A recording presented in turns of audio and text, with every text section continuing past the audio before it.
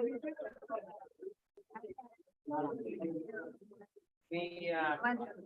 always decide.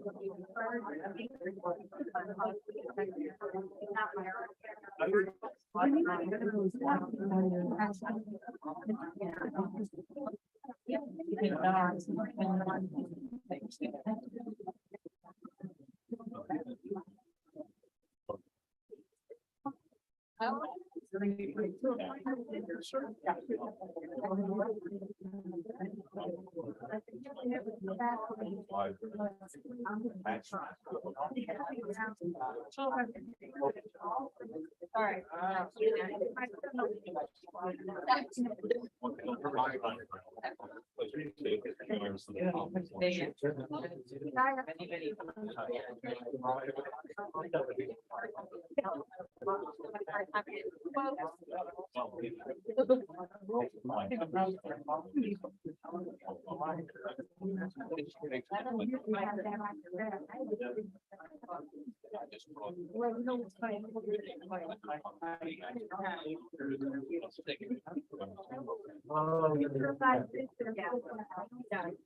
Yeah. Yeah, that's fine. That's fine. Yeah.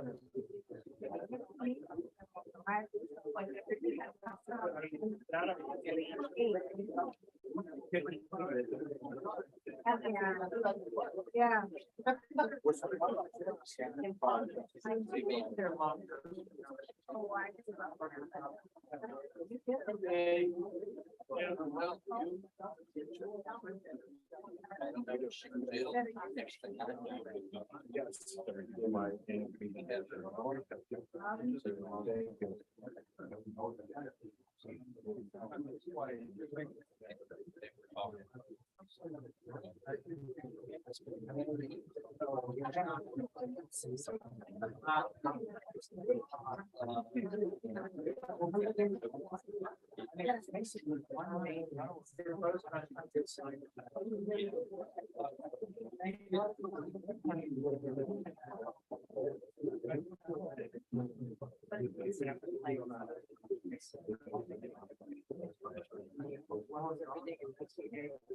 We almost missed our flight.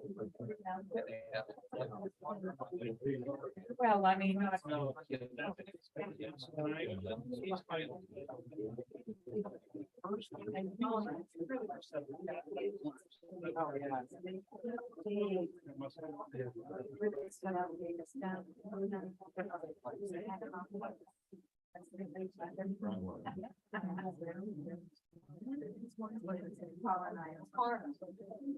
Well, that's the way it's very much. Well,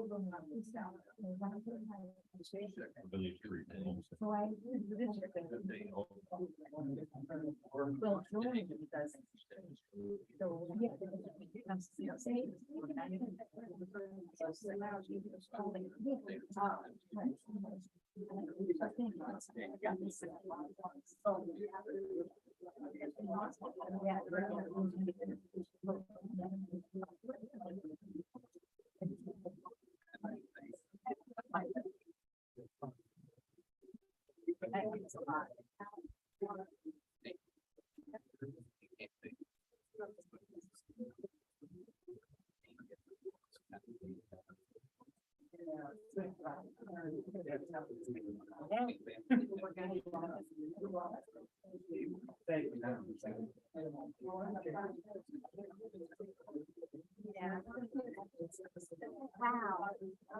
Everybody.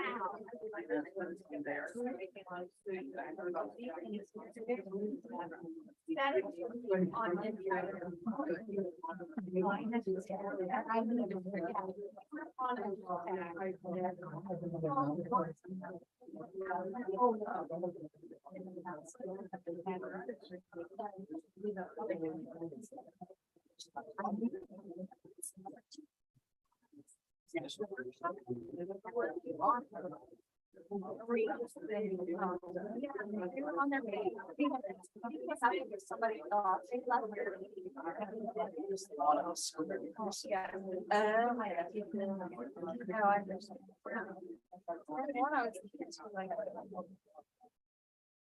Call to order the February town council meeting in town of Hancock. Debbie, would you take the roll, please? Sure. Councilmember Brockmeyer. Here. Councilmember Berger. Present. Councilmember Holdren. Present. Councilmember Marino. Councilmember Knopf. Here. Councilmember Oswald. Here. Mayor Fox. Present. Form is established. Planning commission roll call, please. Yes.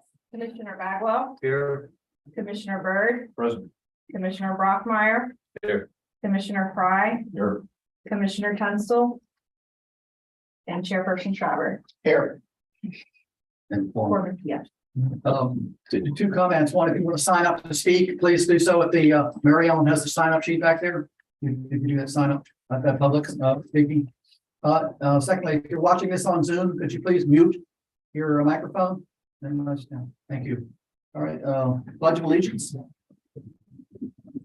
The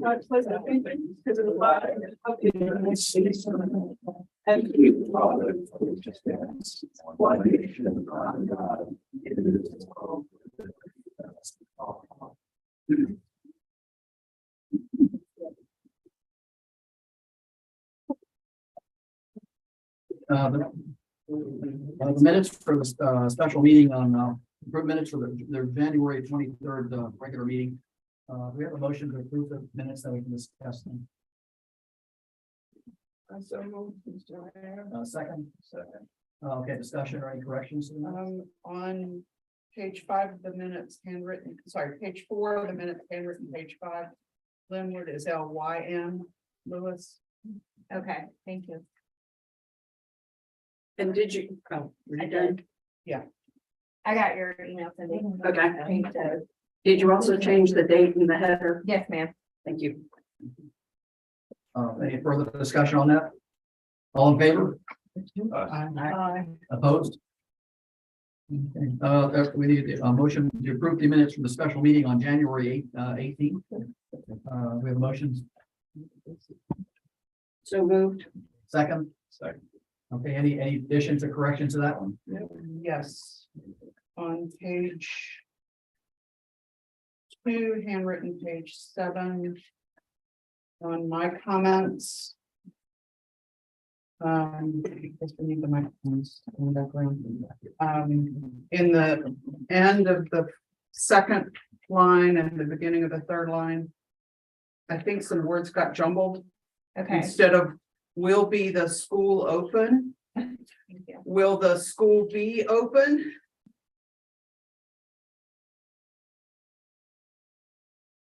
Any other corrections or additions? I had one. On handwritten page 8. I can't remember if I emailed you that one.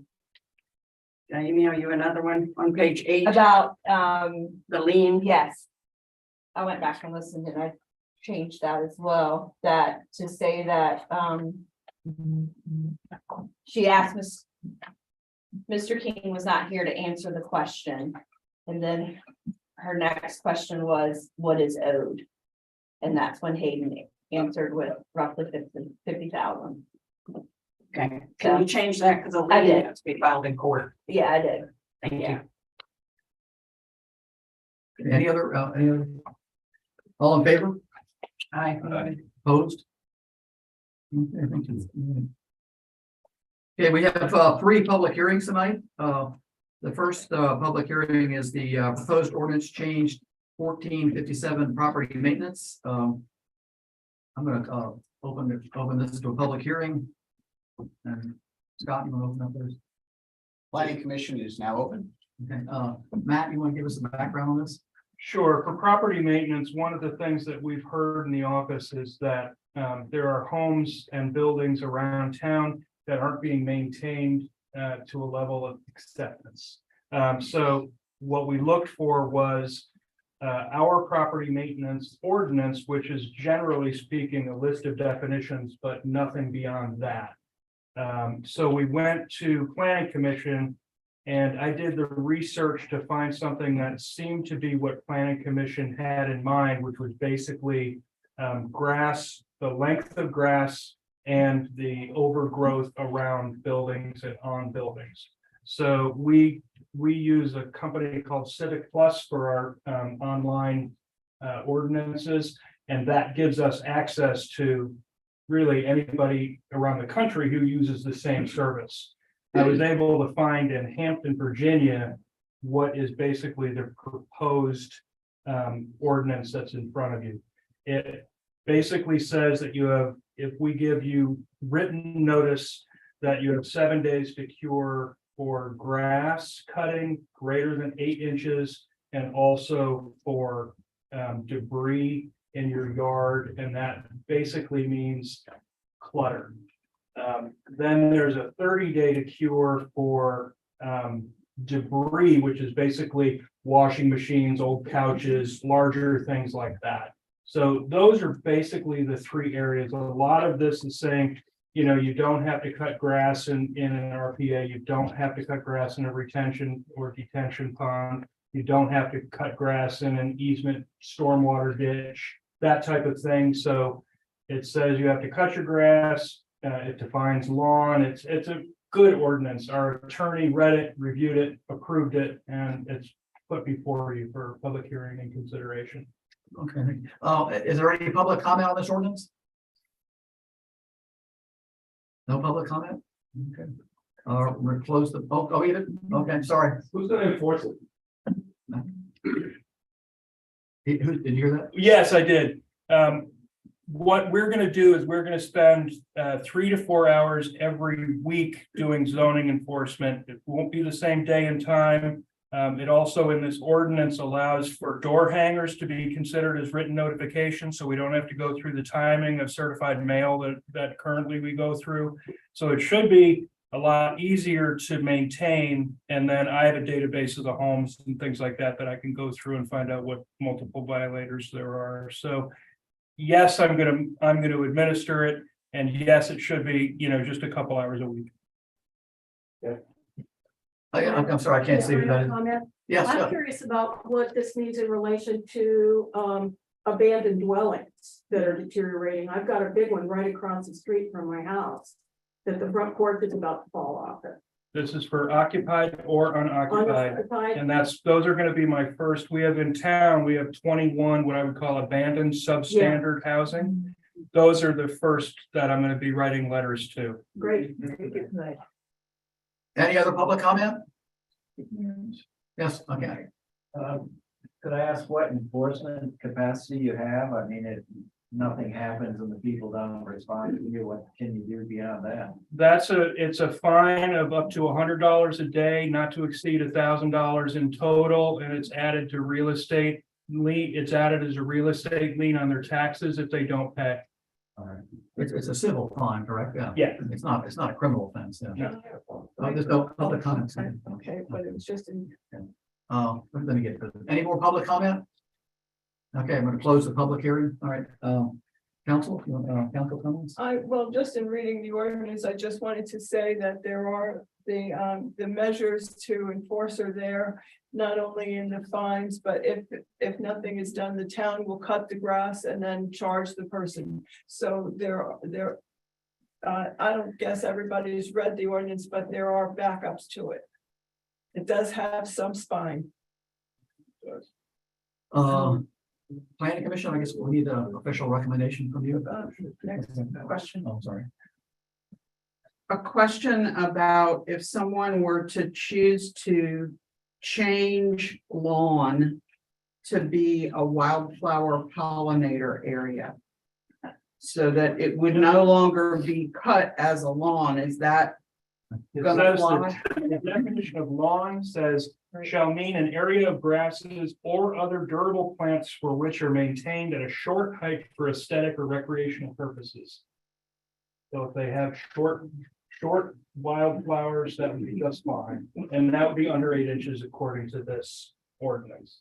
I think we talked about this. Yeah, we did. Yeah, there is a gray area, but you're right, if somebody wants to just, Have a English garden. Yeah. You can Well, if it'd be considered a bed, then it would not be a lawn, yeah. Right, Yeah. because the gardens are all made of beds and we could have all kinds of wildflowers in those and they're definitely not going to be under 8 inches. Well, I guess at some point, some common sense is gonna have to come into it when you evaluate it. I mean, it's hard to write every. Yeah. Yeah. I heard a presentation last week about an organization called Bee City USA that endeavors to protect pollinators, and I'm just wondering how that would mesh with this proposal. There's a difference between a weed and a flower. That was discussed a lot in the planning commission as well. By definition. Yeah. And easily, One person's weed is the next person's flower. no, there's broadly, there's a weed, you can discuss it, bring it up, you know exactly what it is, broadly, it's not a pollinator. Any other questions from council on that? You guys want to we need a official recommendation for you have to be heard from the public. Sure. The planning commission is recommending the adoption of the property maintenance as outlined in your packet. Do we need to take a vote on that? Oh, do we need to vote? Yeah, you need to vote on that. Oh, okay. All those in favor? Aye. All those opposed? Okay, thank you. Do we want to take this ordinance up now? Okay, Right there. do we have a motion to, enact this ordinance? Is that in the packet now? Well, can I just say The ordinances, but there's not a draft motion. We don't need to. There's no draft. Okay, motion. that's fine. Do we have a motion to accept the, enact this ordinance? Mayor, I move that we accept the property maintenance ordinance as written, as what is it, as That's changed, submitted, yeah. as submitted, thank you. Second, I'll second that. discussion? All in favor? Opposed? Okay, thank you. Thank you, planning commission. Thanks for doing a lot of work on that. I know. You have to close your meeting. We have to vote on Are there that. two other? Planning commission is now closed. Well, they. No, they don't, they're not. Oh, okay. They don't, they're way in. Thank you. We just someone to make a recommendation. What does that?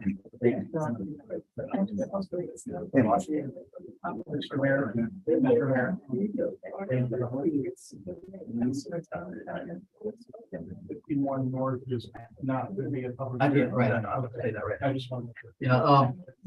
Yeah, 51 North Street is not going to be, we've delayed that. There was an error in what was published in the paper about that. So we're going to skip that and that'll be at the next meeting. So I'm going to open the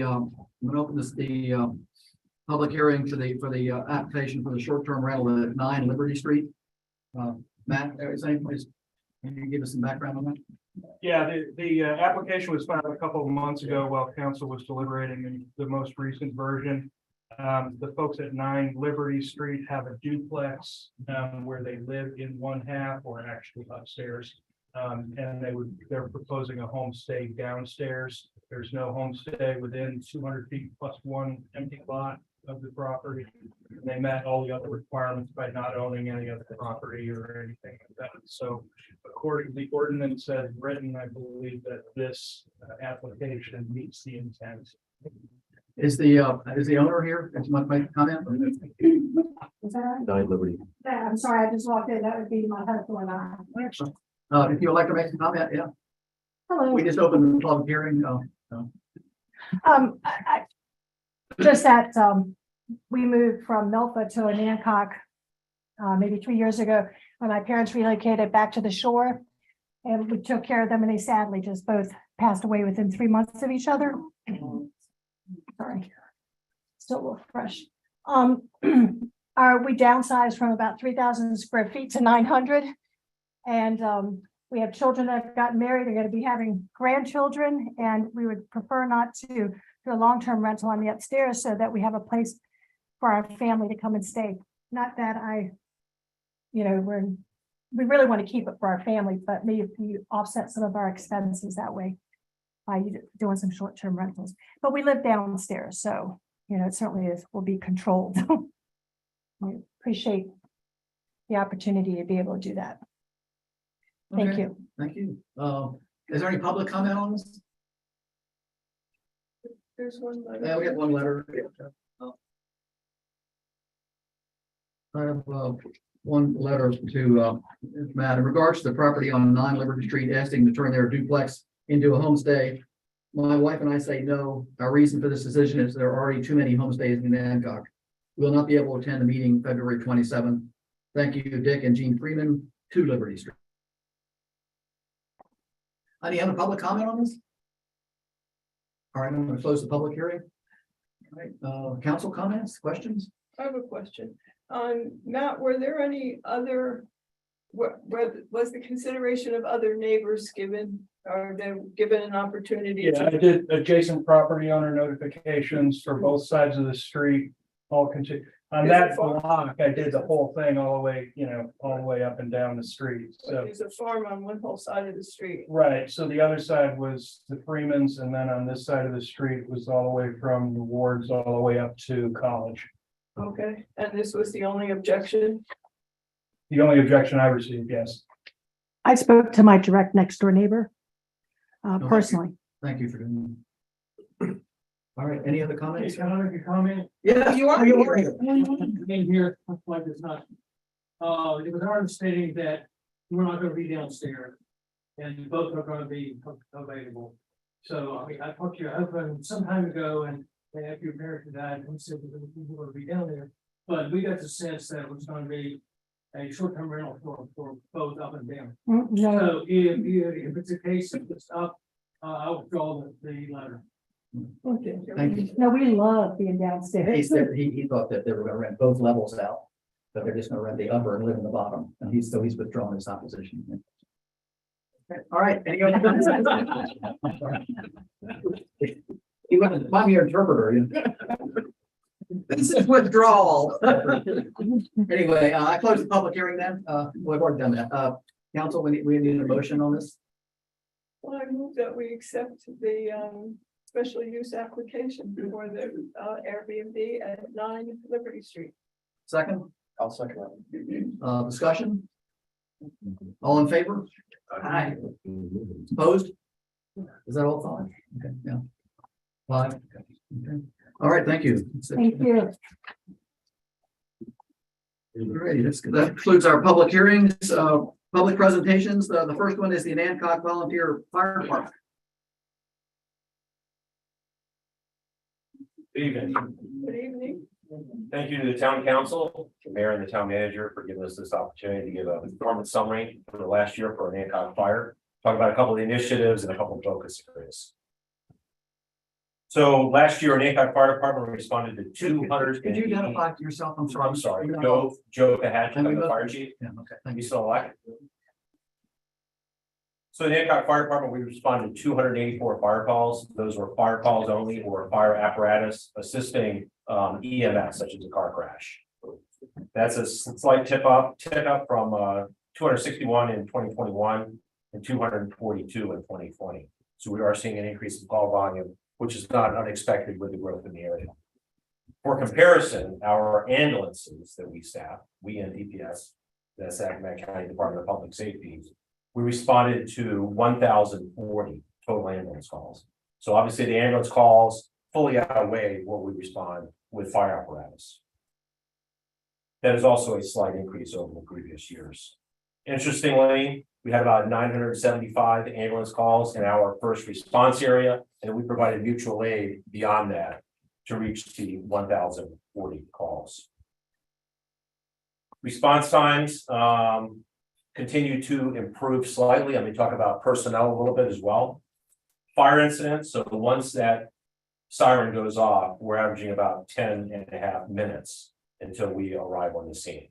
Okay, so that includes the alerting time, the volunteers getting ready, going to the POV, to the station, us responding with fire apparatus. We typically don't have people in privately owned vehicles or POVs respond directly to the scene. Our policy is you go to the station, you go in the fire truck, you get on the ambulance, you go. EMS incidents was down to 8.5 minutes. Sort of the reason for that decrease or that lower response time with EMS is due to the county DPS employees being in station 24 hours a day, 7 days a week. Motor vehicle accidents, which sort of alluded to earlier, continue to account for approximately 70% of the overall fire response, primarily due on 13 and the surrounding roadways. The average number of responders on both fire and EMS related incidents were 5 members. So generally, when the fire truck goes out, just round numbers, generally, we have a minimum staffing of 3. The ambulances had 2 people. Here's some data that just sort of shows you how we're doing with responding. Previously, last year, I was the assistant chief and Brian Applegate was the deputy chief. I ran 191 of the 284 calls. Brian ran slightly lower, 143. Other top performers average, or excuse me, were at 161, 135, and 119. So going from a high responder of 191, we go through 5 people, and then the numbers are all less than 100 fire calls. So we have a small number of people that are running a large volume of calls at Hancock.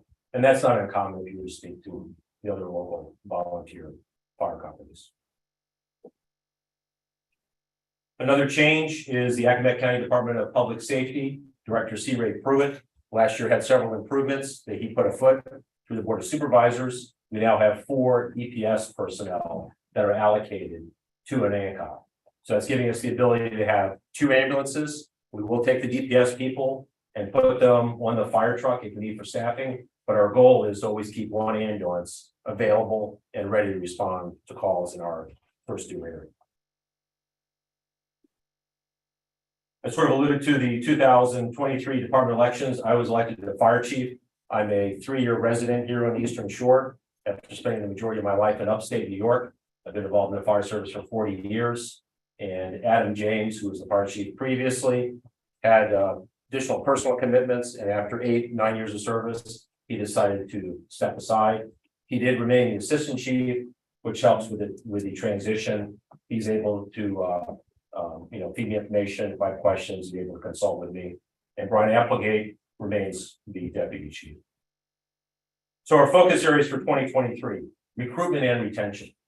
It's something facing all volunteer fire companies. We formed a separate committee. We did a little video we can put on YouTube. We have several other ideas to get members, but it's something that we, as all the other volunteer fire companies in the area, need to do something else. The only incentive we really have right now, as far as individual financial incentive, Board of Supervisors did pass for this year, waiving the personal property tax on 1 vehicle if you're an active member.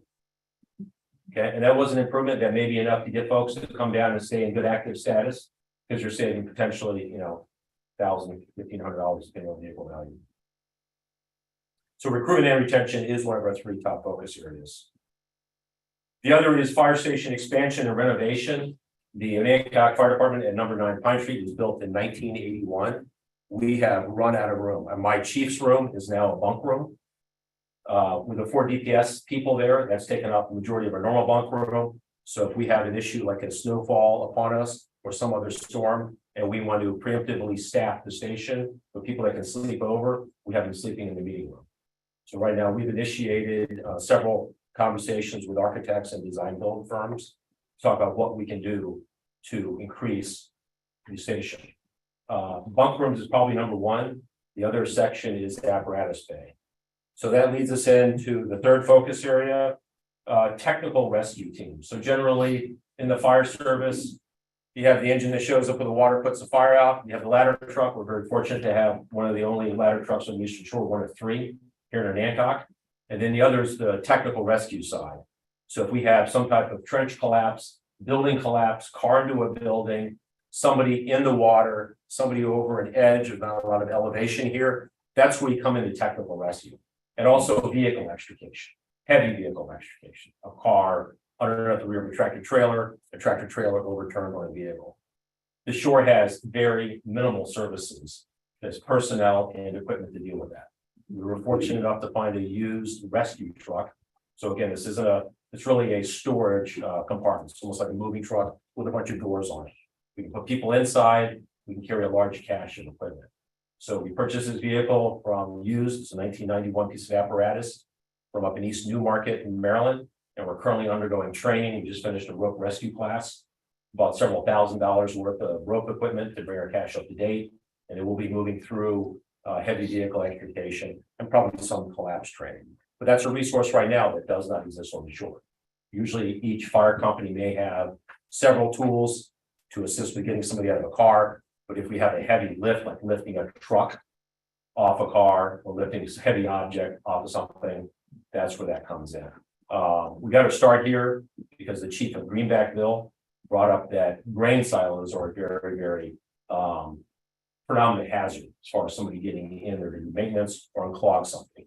And you end up in a situation where that individual can slip below that grain very, very quickly.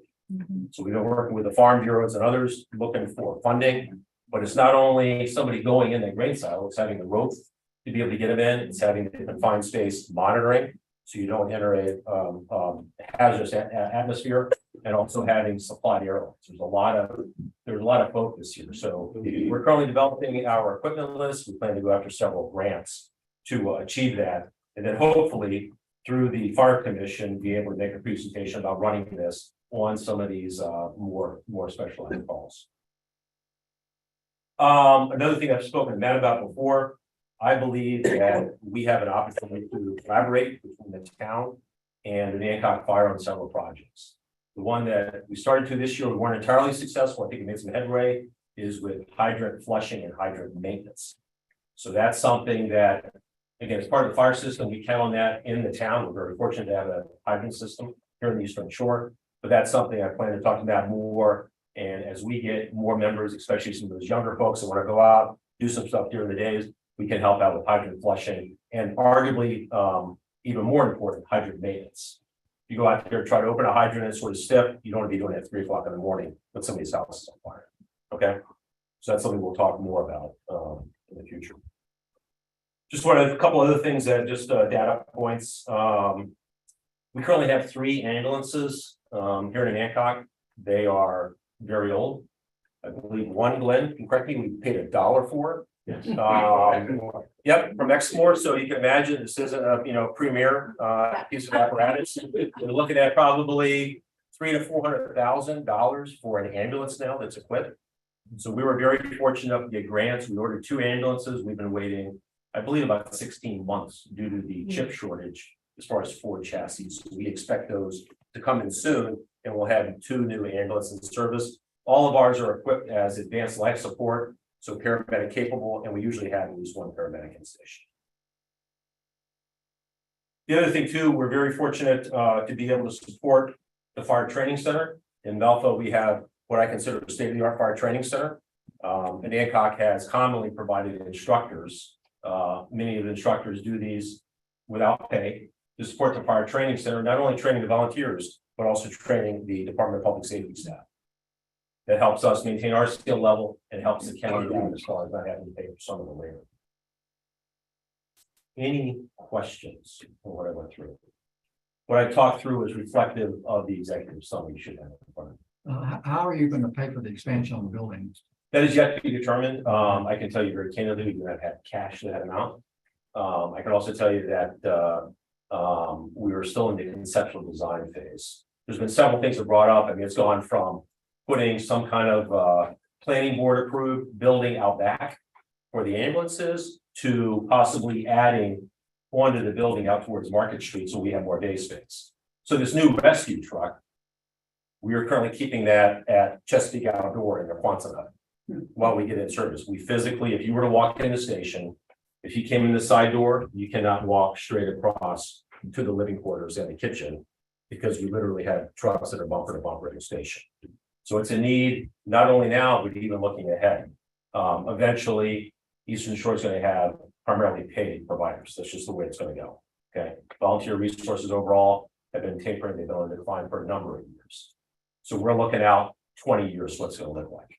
Initial cut was 4 ambulances will next. We'll probably have a battalion chief vehicle that'll be a paid individual from the county. So still in the conceptual design phase, working with architects. Any questions, Rim? I've got a couple. On the distribution of the calls, Yes. I see what you're trying to tell us. How concerned should we be as a town about the concentration of the work among such a small number of the squad? Should you be concerned, should we be concerned? Yes. I'll put it very, very bluntly. I'm 59 years old. I typically, if we have a house fire, somebody goes to the roof. It's me. Okay, so I don't know. I'd like to say I could do it probably 10 more years, maybe. You know, pending some kind of injury, but we've had, and Chief Smith is also here from Tasley. He can chime in as far as Tasley, but we've had a difficulty recruiting and maintaining younger folks. I started in the fire service when I was 18. I spent all my living hours at the station. We did not see that. So it's a, you know, if I were to, I can tell you right now, the average age of those top 5 responders is probably, it's definitely above 50. So it's just getting those folks. So again, we're trying to reach out to the schools. We had a very aggressive volunteer who is here with us. For a while, he was teaching in Andua, ended up going back up to Pennsylvania. He's back now. And when he was at Andua, we were trying to start something at the school, almost like an Explorer program. You got to get the kids, like, you got to get them before they turn 18 into like a cadet program. So you get up to speed. Once they turn 16, 17, the facts are the fire service is not going to be on their mind. And we've had, you know, we just really struggled, and it's an aging workforce is the term that I used to use in my profession. We saw it. So yes, it is a concern, and it's something that's a reason. It's not only getting those additional people, it's keeping the people we have now.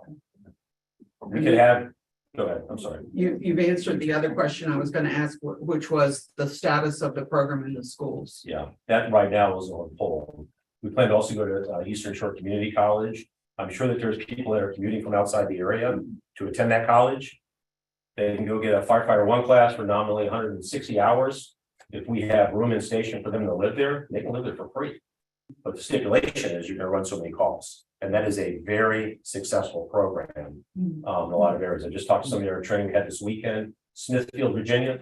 They had 10 live-ins and they're all volunteers. And they're career firemen somewhere else. We have career firemen also here, but you know, when you're just getting started, you can save a lot of money and it's good for everyone. It's good for the community, public service. They get a financial benefit because they're staying there for free. They buy food. I was just gonna say that the age group that you're targeting is the adrenaline rush age. And the films that you showed at some of the firemen's award dinners was probably the most stimulating and exciting look at the fire department that I'd ever seen. Thank you. And it was also so informative, and it makes you want to get involved. So I'm just wondering if you're using that as a tool. We are. I'll be candid, I thought we were having a little more aggressive shots. There are a lot of still photos we went through there. Our plan is to have a more video based, so it's not just showing still photos. There'll be some of those, but something to give. I can still remember the chief of Phoenix, Arizona, Alan Brunacini, very famous chief. When I went to that seminar in, I don't know, 1981, it was like the best thing I ever saw. There's a nice music to it, but we just need to get that out there, and there's a lot of additional things we can do with recruiting and also maintaining. Once we get somebody there, we got to do everything we can reasonably do to keep them interested, keep them running calls. And you were talking about the college age recruiting. Have you any of those, or is that in place at all yet? It is not. This is a project underway. One of my first actions as chief, I may have overstepped the parliamentary rules, is that I stated we were going to do a recruitment and retention committee that we haven't had before. It needs to be a focused effort. You can't have the people that are normally doing, you know, the membership applications when they come in doing recruitment and retention. You need to have people that have that desire. They're aggressive. They're out in the industries, whether it be East Shore Community College, Andua, the next job fair, whatever. You know, what can we do to get folks in? So if anyone knows of anyone, either town council, people that are here, be more than glad. And lastly, I'd like to thank the town. I think the relationship between the town and Hancock Fire is very strong. I think we can build upon that. And also want to thank you for your financial support through the years. I was talking to Cindy about some minor point, but I noticed that we were talking about there's no the house numbers. Half the town doesn't have house numbers. If you could you please make a plea to people putting house numbers? I mean, I think it's a safety issue as well as, I was trying to deliver some stuff the other That's the day. ordinance.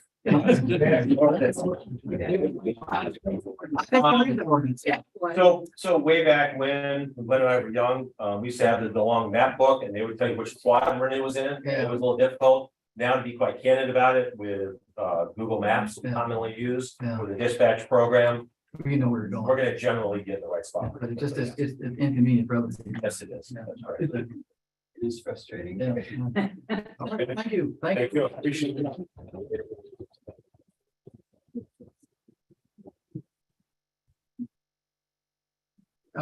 Pleasure. I just wanted to say thank you to the fire department. There was another car fire out at the gas station the other day. And they responded, we saw the severity of it. That's the second gas station car fire we've had in, I don't know, 2-3 months.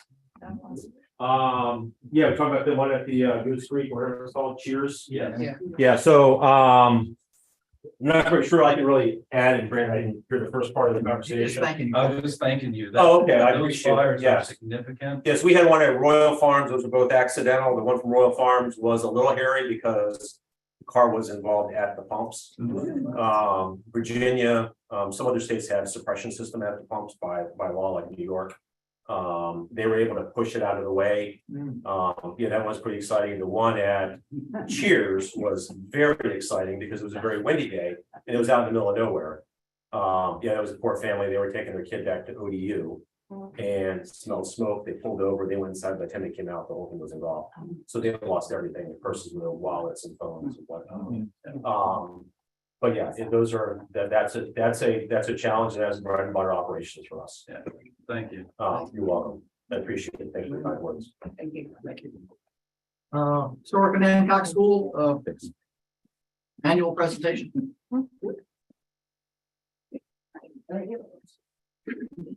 Good evening, everyone. Okay,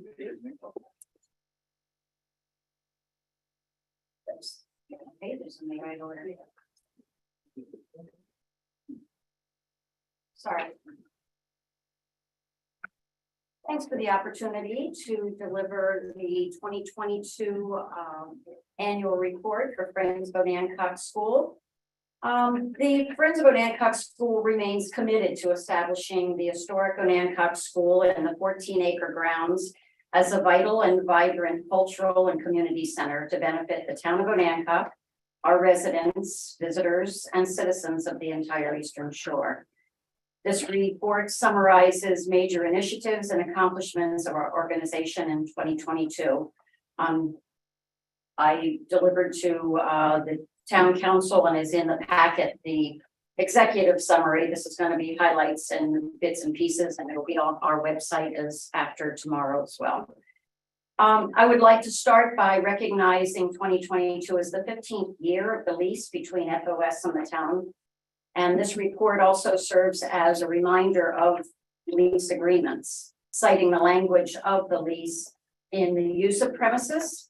FOS continues to use the premises for community purposes as a nonprofit community and cultural campus, including both indoor and outdoor spaces for educational, social, recreational, artistic, cultural, athletic, and other community activities, as well as legitimate casual activities. Under rehab and development, FOS has used its best efforts to rehabilitate and develop the premises to be used in accordance with provisions stated above. FOS did not construct a new building on land without first obtaining town council consent for the location and appearance of such building. Benchmarks, the first anniversary was 2008, the 5th in 2012, the 10th in 2017, where we all met and exceeded those benchmarks. In order to comply, this is our 15th year benchmark. The director of FOS and the town manager have met on several different occasions to discuss operations, which are basically rentals and events, Compliance with lease requirements as presented in this annual report. Funding opportunities and future plans. We've also discussed significant capital needs and ways to address them. These more casual conversations are really a great way for us to nurture this relationship between FOS and the town. Maintenance, FOS has cared for and maintained the school in a condition that has far exceeded the condition that existed on the date of the lease back in 2007. In fact, over $600,000 has gone towards the maintenance, upkeep, and improvements of the facility since 2007. So as far as our annual report goes, 2022 started off a little slow again. The pandemic still reared its head and many of our events didn't happen over the winter of last year. Our first event was March, April, when we had our shore conversations. They were indoors. They were very successful. They were wonderful conversations. They are fortunately on YouTube, so they're on our website. They can be found there, but they're a great record of dialogues with community members, sharing their story of living and working on the Eastern Shore of Virginia. That was a grant funded, and thanks to Virginia Humanities for that funding. Our first celebration was a large outdoor event in May. It was centered on bringing the community together, meeting and greeting new people who moved in since the pandemic began, and we hadn't had events to meet and greet them. It was all led and sponsored by a very small group of 9 Onancock citizens.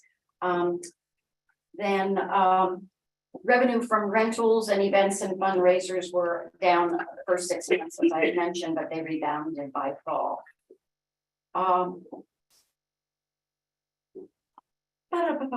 These agreements, I did all that. Excuse me, as I make my notes here. We worked on our strategic plan last year. In 2022 was the first year of a 4-year plan. Our 22-25 strategic plan. The goals are to continue to improve the building and open space, ensure sufficient income to cover operational expenses, and increase contingency capital funds. And also to cultivate greater community support and outreach to increase usage of the facility.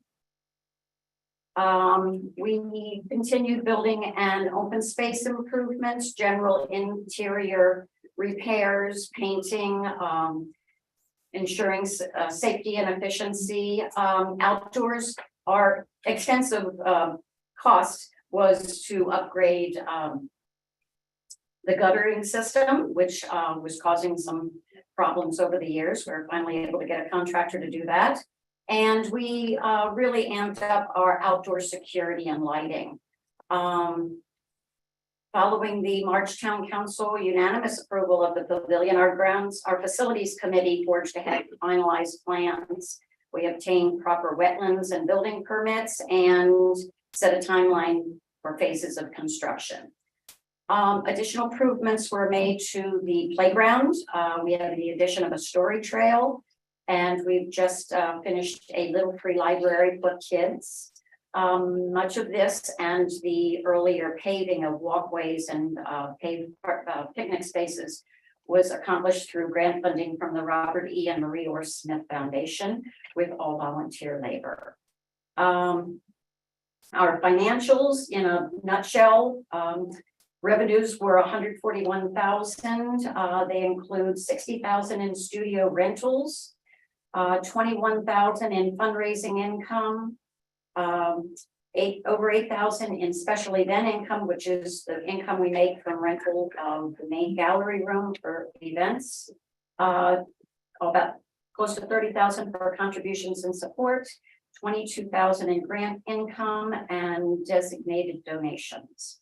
Expenses of $189,000 include building maintenance and facilities, payroll expenses, utilities, general operating expense, and capital expenses. Actually, $43,000 of those funds had been held over from grants received in 2021 and used this year, so they aren't reflected totally in our revenues because they came from 2021. Building and grounds use, 100% of the studios on both floors continue to be rented with a very long waiting list of people waiting to get in. We just don't have turnover. People get in there, the rent's good, and they stay. Lucky us. The number of people who visited and attended functions that we could count finally got up over the 10,000 number. This number is totaled by, it's recorded from applications of all the events that we take, we take an application and everyone lists the number of people who came, or tickets sold or reported visitors from things like the Eastern Shore Artisans Guild Holiday Tour. And we count when we have events ourselves, like the Wine Wednesdays and the Artisans Market, and tickets sold for our events. There are countless other daily users using the outside space for exercise, bird watching, the playground, picnic gatherings, disc golf, home school classes, and many little kids outdoor parties have popped up on the playground grounds. I did list a nice list of over 20 local organizations and nonprofits who have used our facility, who have supported us, who have brought other people there. Master Naturalists, the Nature Conservancy, RCEC, among others, the Historical Society, Eastern Shore Virginia Land Trust, the Art League, the Waterman's Museum, Main Street, and on and on and on. We're also been very fortunate to be supported by many of the local businesses. And when we can, we use them in our events as well to do catering or suggest them for lunches for all the business meetings that take place. Lastly, a few other accomplishments other than the playground and story trail. We did do a little bit more updating to our disc golf course, and we had a really fun post 100th anniversary alumni class challenge that netted over $18,000. And many of these donations were distributed as to the donor reflected where they wanted them distributed to either operations, home ec cottage improvements, or the Onancock High School memorabilia exhibit that is going to be put up in the hall this spring. It will be dedicated to the class of 1958 who won the class challenge. Grants received in late 2021 that were used in 22 and in 2022 were from the Gerhardt Family Foundation, the Murray Family Foundation, the Robert E. and Marie Orr Smith Foundation, United Way of the Eastern Shore, and Virginia Humanities Sharp Grant. Looking ahead, always continued improvements and upgrades to the outdoor spaces. The playground, one of the sail shades sailed away in a storm, so we'll put up a new one. We are now, the facilities group of volunteers is putting up a really neat chalkboard display at kid height for kids to use out in the playground for art, to get their art on. These original chalkboards came from the school, so we're reusing there. We plan to not only continue our annual fundraising events, which basically have been in the September, October, November, December time. And we're adding 2 new ones this year. In June, we've almost got the finishing touches on a new studio, open studio and garden tour right around Onancock. We're hoping it's the first weekend in June. In August, we're partnering with the Eastern Shore Waterman's Museum, which is a resident at the school, to feature a maritime festival in August, just to embrace our maritime heritage. We'll probably be bringing in, I've talked to a few people who do sea shanties, so we'll make it a music and talks from many watermen and have vendors and make it probably like a Friday night, Saturday is what we're planning now. We're hoping that's the last weekend in August. We look forward to working with other nonprofits and organizations to help grow our rentals and our folks that use the facility. And we look forward to resuming the construction of the Performance Pavilion later this year. And that's pretty much 2022 in a nutshell. I would also like to, at this time, if I may, address the status of the citizens work group that we've been meeting. To catch you updated, I think we did it last through email a couple weeks ago.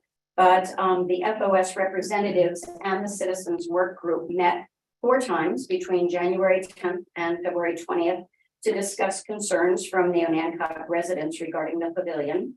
We did bring on professional facilitators Gerald and Polly Boyd. They assisted our group with data collection of the concerns and ideas. And we put them all on newsprint and took all that information, and all that resulted in a survey.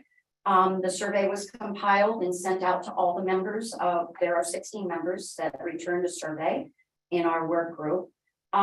We also had our final meeting on February 20th to go over the survey and kind of highlight where the commonalities were and the discrepancies were. All this information has been collected and is now in the hands of the FOS Board of Directors. We're going to use this as a tool to craft our operational guidelines for the pavilion. We've had 2 meetings thus far in this past week, and we'll continue to meet. And as soon as we get everything to a point where we're happy with it, we will meet again with the citizens work group and present it to you all.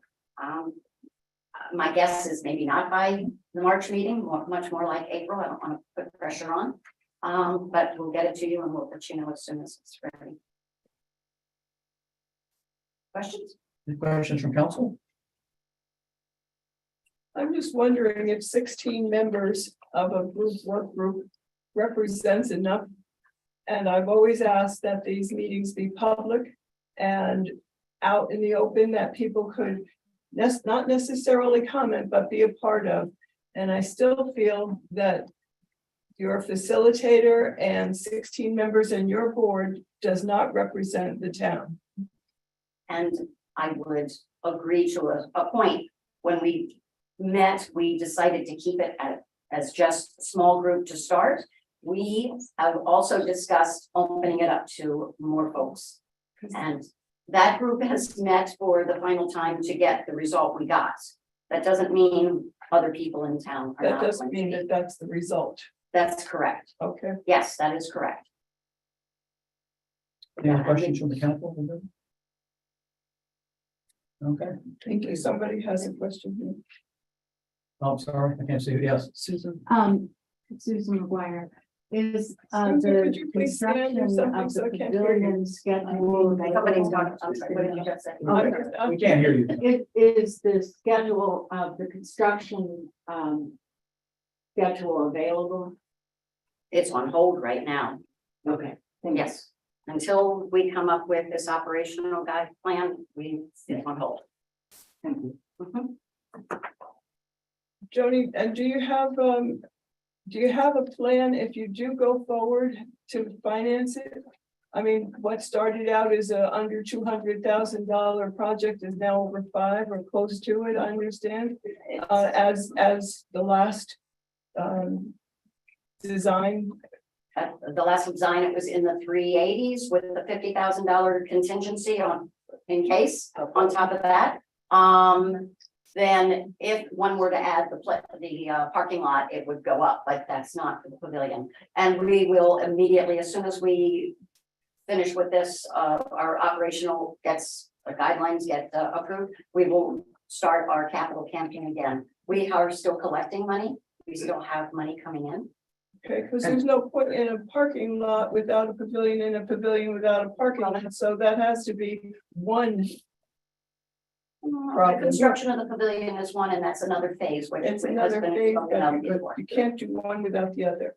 Couple of things. Mhm. I understand that there have been a couple of significant Yes. grants towards the pavilion that have come in recently that would give a boost, Mhm. presuming that it goes forward.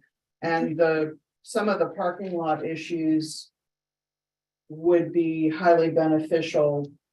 Either, I mean, regardless of whatever else happens.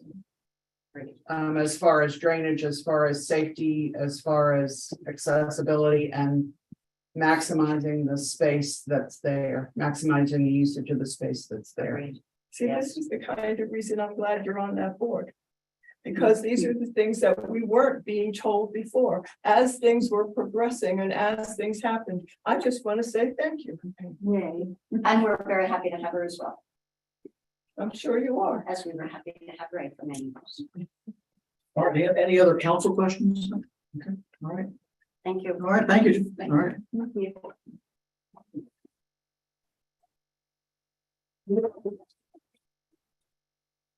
Hancock Main Street.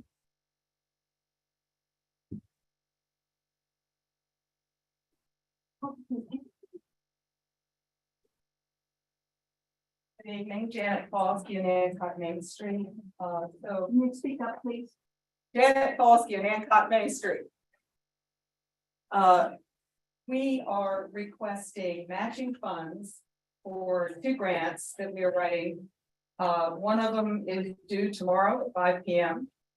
So it was urgent to get it for you tonight. I'm going to try to keep this to a minimum because you had a long night. The requests were included in the packet. The one that is due tomorrow is the Virginia Tourism Commission Marketing Leverage Program grant.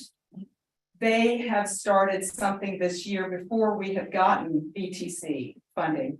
But there were, as Matt knows, other things that you could leverage, like if someone came and wrote about it, Hancock, we could leverage that as value against getting more grant funding.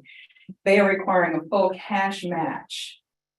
Anything else we're leveraging gives us a boost towards getting this grant, but we have to have a cash match. The maximum that we can get of this grant is $20,000 from VTC. We would need a commitment from the town that if we get this match, y'all would match it with $20,000 in cash. You have a rundown of the items that we plan to do with this. If you have questions, they are itemized in priority of how much they're costing, not really in priority of how important they are.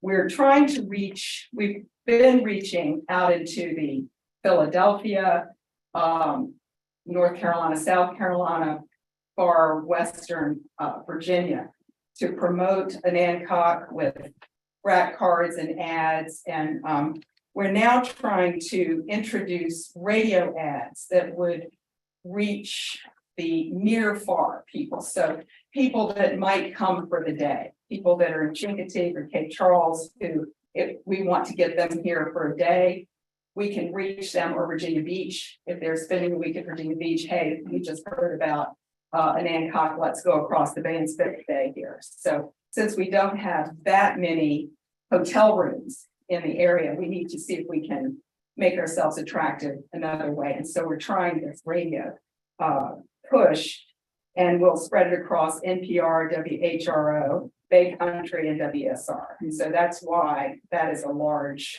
chunk of the budget.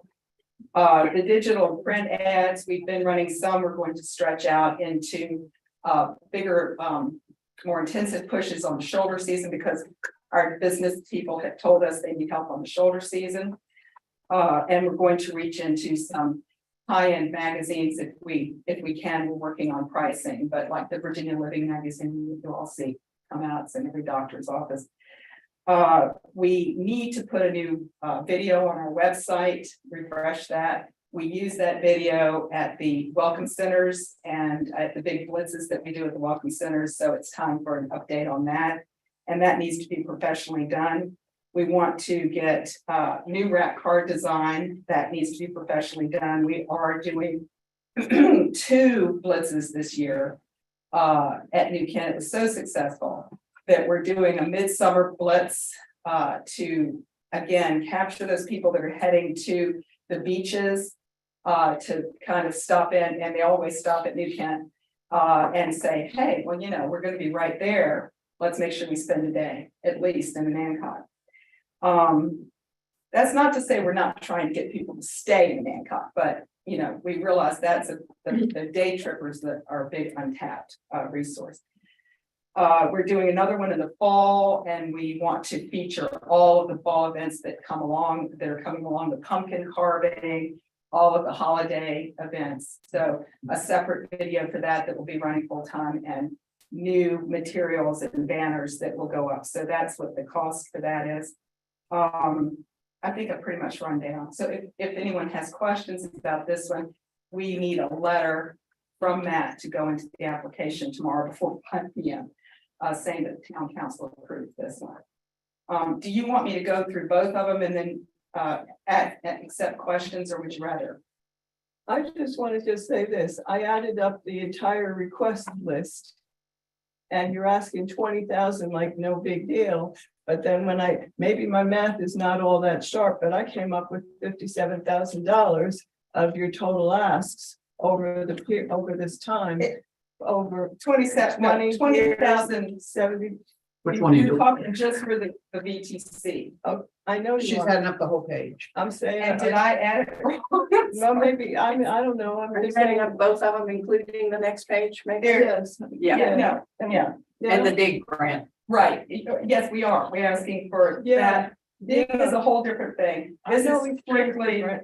I'm sorry? I know each one is different, but it's out of the same pocket. Yeah, of course. Well, why don't we take questions? on So the first one? I can take them, I can do both, and then we can take No questions on all of questions. it, or, Okay, go ahead on the second one then. all right. Okay, the dig grant is from, excuse me, the Department of Housing and Community Development. DIG stands for Downtown Improvement Grant. It is way up there this year. This usually was a $25,000 grant. Again, it needed a 2-to-1 match. Y'all have actually supported this in the past. It provided for the window decorations that we're doing for the first mural program. This is a lot of money, and we're going for the maximum amount allowed because it's there. And it's a great deal, really, for a 2-to-1 match to get this much. So the first item is right now the town is doing for all business districts a facade improvement. We've been seeing a lot of Main Street towns do an interior improvement matching grant. So we would like to do that, help people with their window displays, their lighting, their, you know, if they need point of service materials, we will design a grant to help with these improvements on the interior of their businesses. We'd like to take the mural project into phase 3 and do at least 2 sites with that.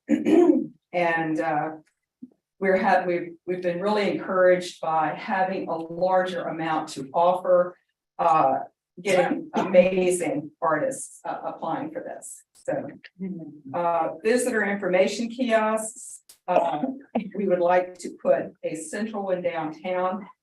Matt and I just attended the all-day tourism conference and heard about what people need, what they're looking for. And, you know, we have people that are showing up.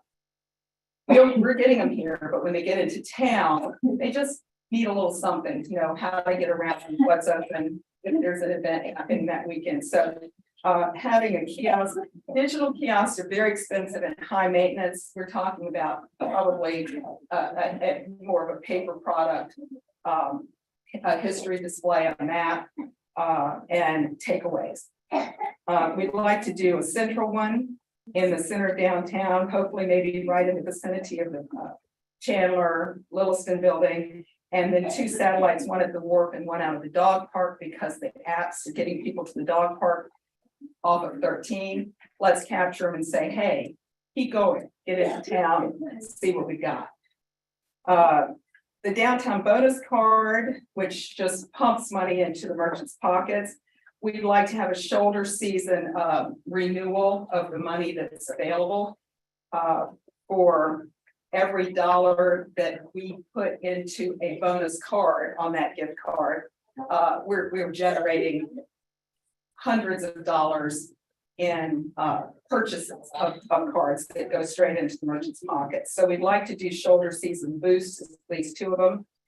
And this grant, unlike many grants, actually allows for some administrative. So this also takes the pressure off of y'all, off of us, because we will be able to take up to 10% of the funds to give us some administrative coverage. So the deadline for that is April 28th. So we've got 2 months to get that written. We have already written the Virginia Tourism Grant because it takes a lot of work and we couldn't wait until after tonight. So open for questions from anyone. I have a question. I wonder how many people in town would be willing to add a penny of their per 100 of their property tax to fund all of this. Well, my understanding, Mavis, was that there was a fund set aside. I think Matt had commented on it several months ago, that there was a fund set aside in the general fund, or I'm never sure where all of these are housed, that was intended to be grant matching funding. And so that was the assumption that we made. Is it $57,000? It's over 200,000. Okay. For grant matching. But that would also have to be used for anything that the town applies for, correct? Right. It's not coming out of our annual. No. Annual fund. It's already in the budget this year.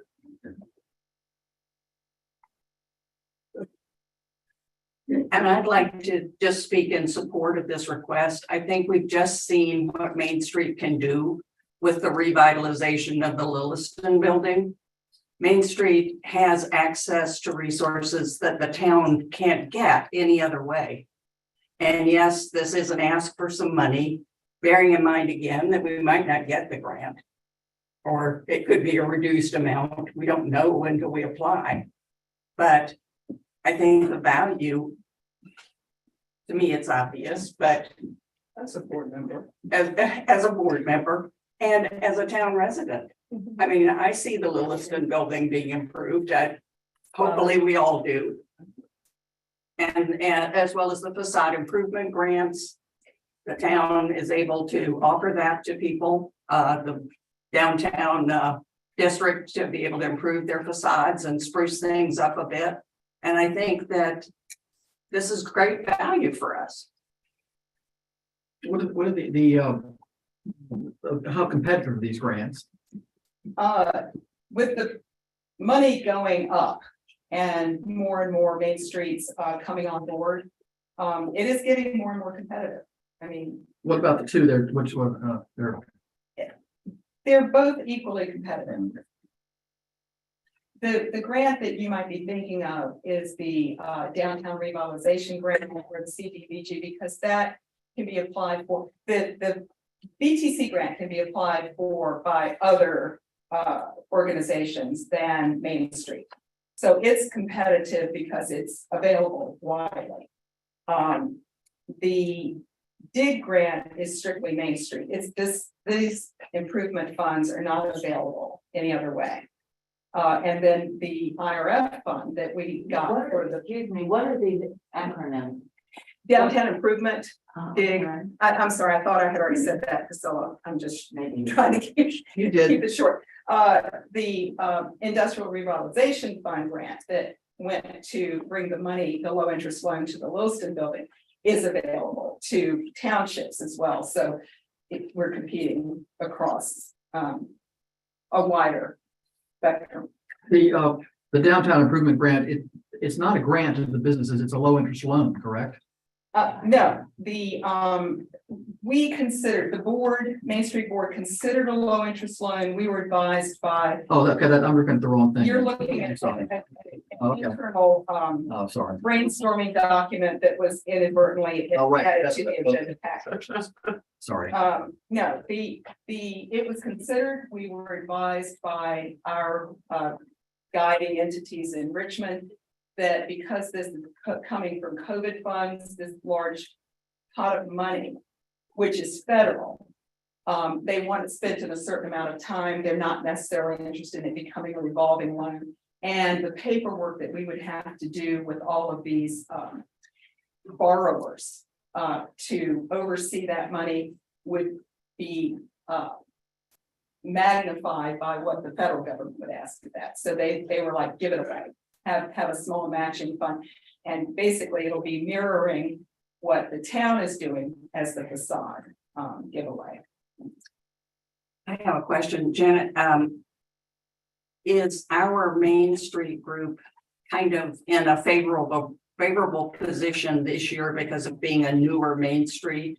And when will that go away? Well, thanks for bringing that up and reminding me. But so we are nearing the end of our 3-year honeymoon with Main Street, where it's sort of not overtly expressed, but we get kind of hurried along and helped, and we have felt that we had a little bit of a preferential, I don't want to say thumb on the scale, but a little bit of a preferential treatment to get funding that we were applying for, because they want to see, you know, initial Main Streets kind of hit the ground running.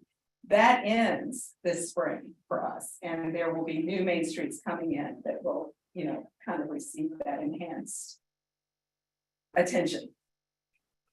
So we should definitely take advantage of that final little honeymoon period. Any other questions? Yes.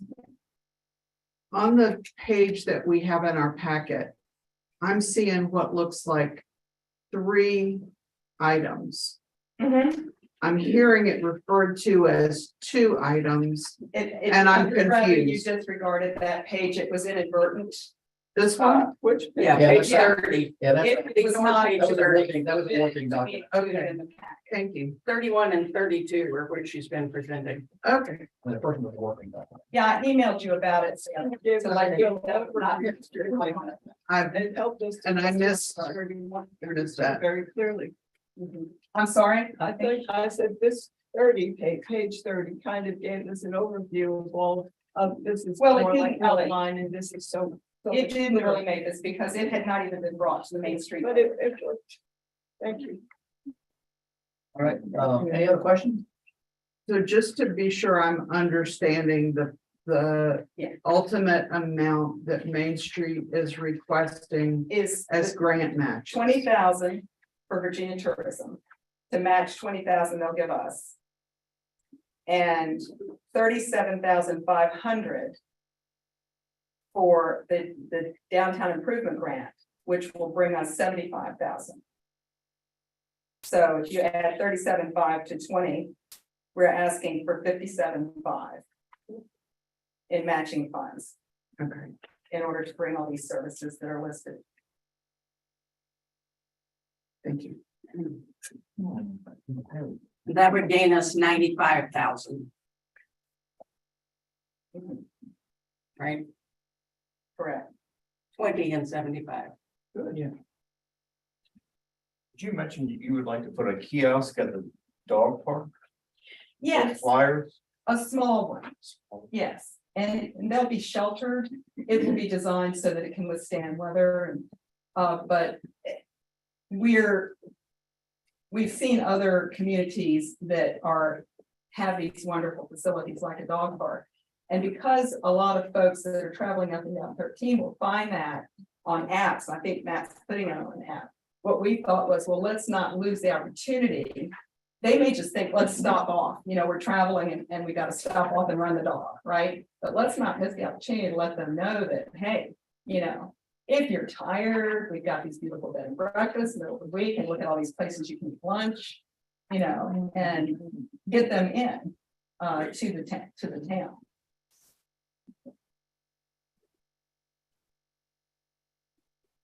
I just gotta say. I have a question based off of that as well. I like the idea of connecting the town where the kiosks are in different places. Is it my understanding that with Main Street focused on the downtown, so you're allowed to utilize resources in other parts of the town as long as it focuses back on that downtown business district? Well, that's an interesting question. So Virginia tourism funds are actually intended to serve the town, which is why you don't see us leave off uptown businesses on the website, because Virginia tourism funds helped build that website. So in every way that we can, we try to serve the businesses in the entire town. So yes, in that respect, if we get the grant funding from DHCD for the downtown improvement grant, we can only offer that to the downtown businesses in our Main Street district for the interior improvements. Okay.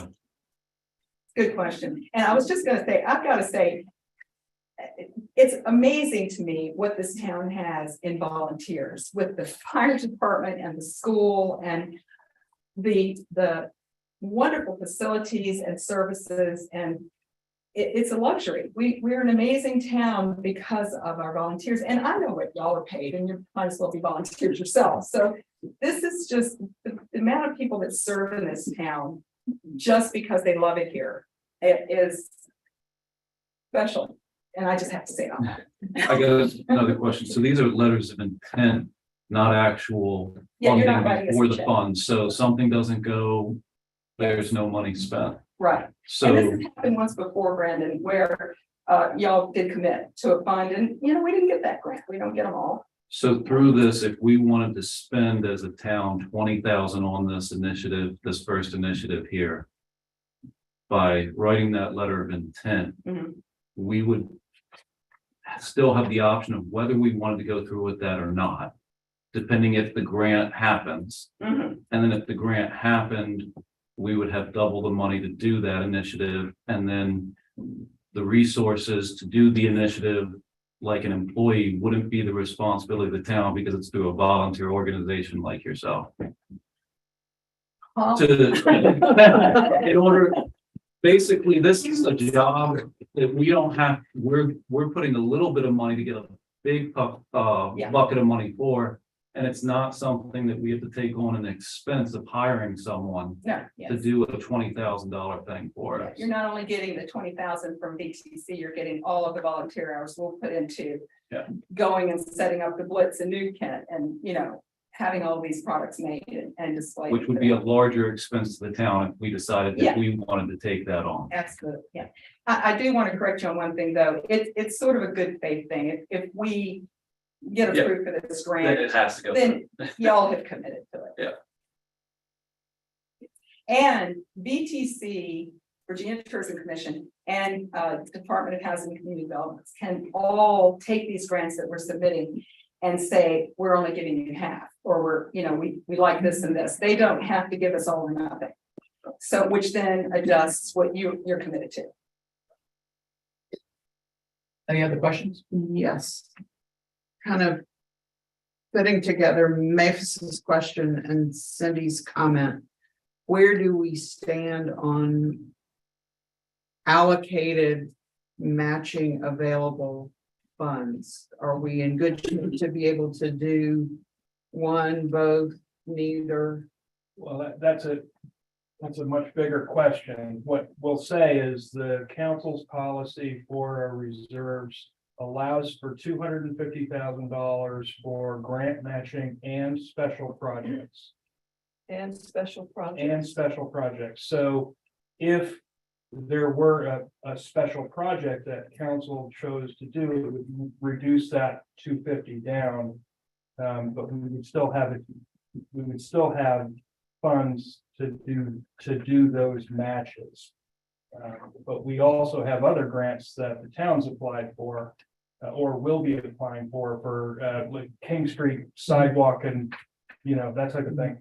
That's going to require a match. So we'll have to look at all of these, but to answer your very simple and direct question, yes, we have the money. No, it will not affect the operating budget of the town, so it will not have any impact on taxation. So we're here in the end of February. The fiscal year ends at the end of June. If we say yes to both of these within that time period, what are we putting at risk? Really nothing, because what would happen is for next year's budget, in all likelihood, we're not going to expend these funds until after July 1. So I would strongly suggest that in the special revenue fund, that you, if you choose to allocate these funds or appropriate them, we would budget it in next year's money.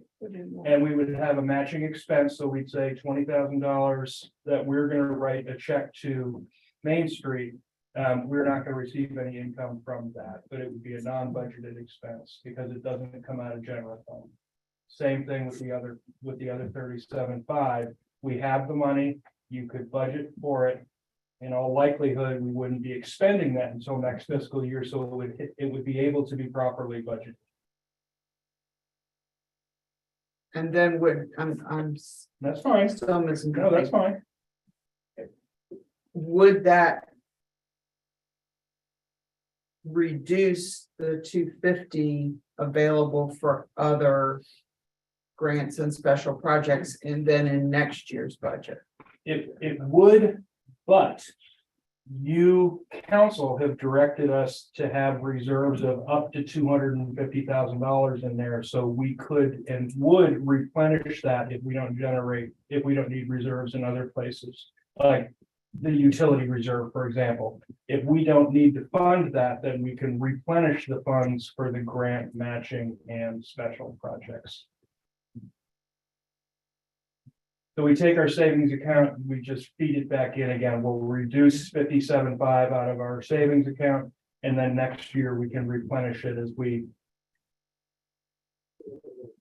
we're able. Could I just add, if I understood the financial report, our reserves are well above what our policies require. Correct. Thank you. Any other? Oh, yeah. Or so, is this sort of expected to be an annual thing where you request this type of money? I would say there's a good chance. I don't know amounts, Ray. But roughly, Yeah. yeah. As long as, This was new this year with VTC, meaning this kind of thing. so So, for budgetary purposes, yeah, yeah. could be expected. Most of what's coming out of the state is requiring matches. You know, they want us to have some skin in the game. And like I said before, a lot of it was in kind matching, and that will put us over somebody else who doesn't have any in kind. So we count our volunteer hours, we record all of that, track all of that, but or a travel writer who comes and, you know, stays with Matt, and where Matt doesn't charge them, that's in kind, and then what the travel writer provides, we have a value of that. So all of that's still there, but it does look like the trend now is going to be matching funds. And so, and as Brandon said, we're bringing a lot more value to the town than you're saying. Right. But you're not gonna get every single grant you apply to. They're not gonna give you the But same. it's for, Always optimistic. for budget purposes, Well, something to consider. yeah, we didn't spend, last year, we didn't, last year, the year before, we spent some last year. So it's not. We missed one, we missed one. We applied for one. And then get it, yeah, so it's not, and like you said, they're not gonna keep giving an Hancock the same grant every single year. At some point, they're gonna give it to somebody else, And just so you know, there are other things we're applying for, like, we're looking to help another building owner with another feasibility study. Which would be, you know, for assessing the building for what it can be, and you know, the hazards and the lead and the asbestos and all that. That doesn't require any match. That's just our hard work getting it. Well, the rules don't require a match, right? No, it didn't. So there's, this is just the matching things. And the one thing that you did see, Sarah, all of y'all, is there is something coming up with BTC.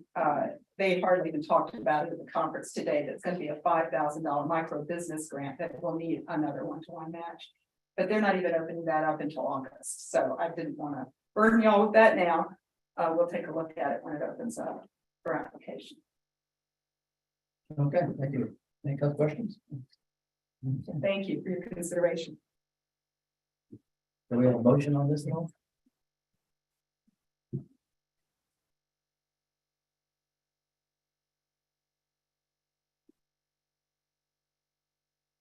I move that we allocate that we accept the proposal of the Main Street to provide the matching funds for these two grants 20,000 in one case, 37,500 in the other, so that if both of them are accepted, it would be 57,500. We have a second on that? And did I say it right? Yeah, I think so. You're good. I'll second it. Second, discussion? If we already talked about that. We kind of already did. All in favor? Aye. Let's have a roll, I've been here, roll call, please. I Brockmeyer. Aye. Knox, Aye. Oswald, no. Holdren, Aye. Berger. Aye.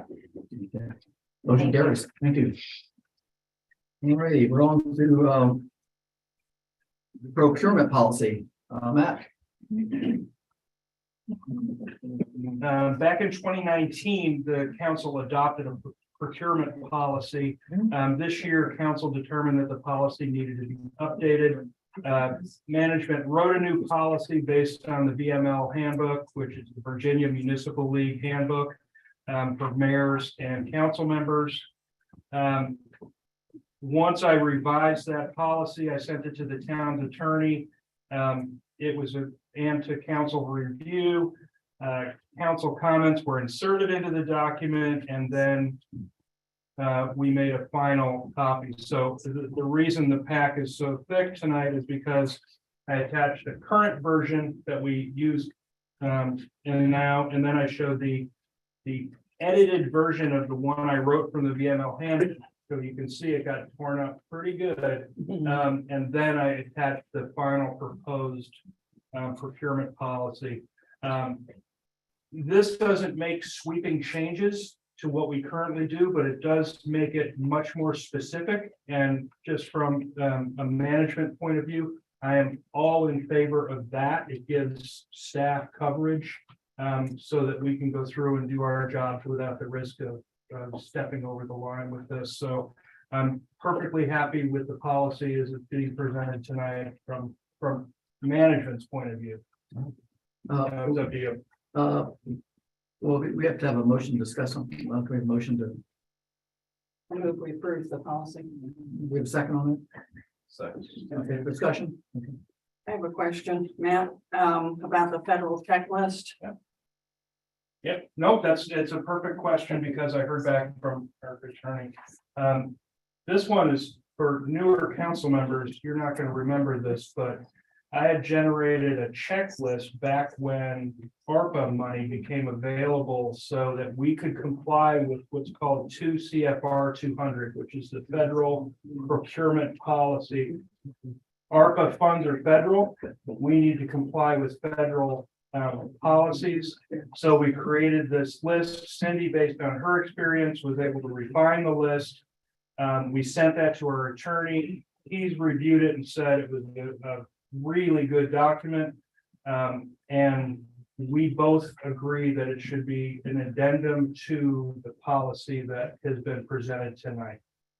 You haven't had a chance to review it, other than a couple of us have had plenty of chance to review it. So what my suggestion is that next month you'll have had a chance to review this, even though it's already been reviewed. But I'm ready. I think Cindy's ready. So if you trust us, you can attach this tonight as an addendum. It basically goes through a checklist of, based on dollar amounts and based on everything that the government requires. It's basically a yes, no, all the way down through. And if you check a no where you should have checked a yes, you may not use federal funds. If you go all the way through the thing and you say yes, yes, in all the right spots, then you may use federal funds for that purchase. That's literally all it is.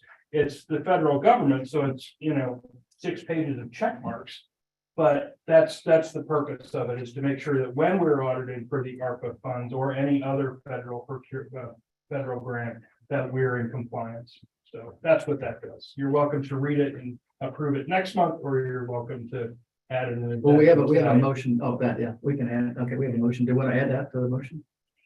Does anybody have a problem with it? Yeah. Yes, I'd like to revise my motion to add the federal checklist as an addendum. Any discussion on that? This is something we've been talking about for quite a while. Okay, any further discussion? Gonna call for the vote? Wait, sorry. Further discussion on adding the, No, the whole thing. okay, I've got two things or three things. On, let's see, going with the page 49 proposed on line 7 of the first paragraph. This mean that should be this means that. That's a typo. 1, 2, 3, 4.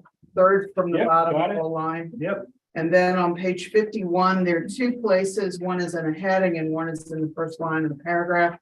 That says between $5,000 to $25,000. Those two should be ands. Thank you. What was the second page? 51. Two to and.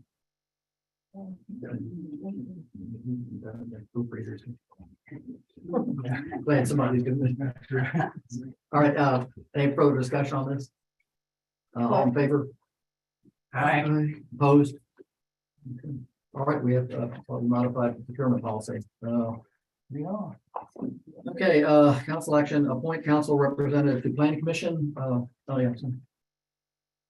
I'd like to nominate Brandon Brockmeyer to be the council representative to planning commission. Do we have a second on I'll second that. that? Okay, discussion? All in favor? Aye. All opposed? Okay, Brandon, you're official. So just a comment that will, with Fletcher's having to resign from the planning. I didn't have to resign. Fletcher's, okay, Fletcher's resignation from the planning commission, the limit of one council member being on the planning commission. That gives more continuity for the planning commission to need to replace one other member instead of.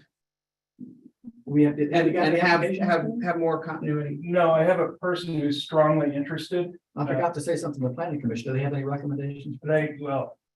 Planning commission is well aware of All right, it. we have an opening on the planning commission. If you're interested, please. Yes, Posted online. Yeah, it's been online for quite a while. We haven't really gotten too much interest, unfortunately. All right.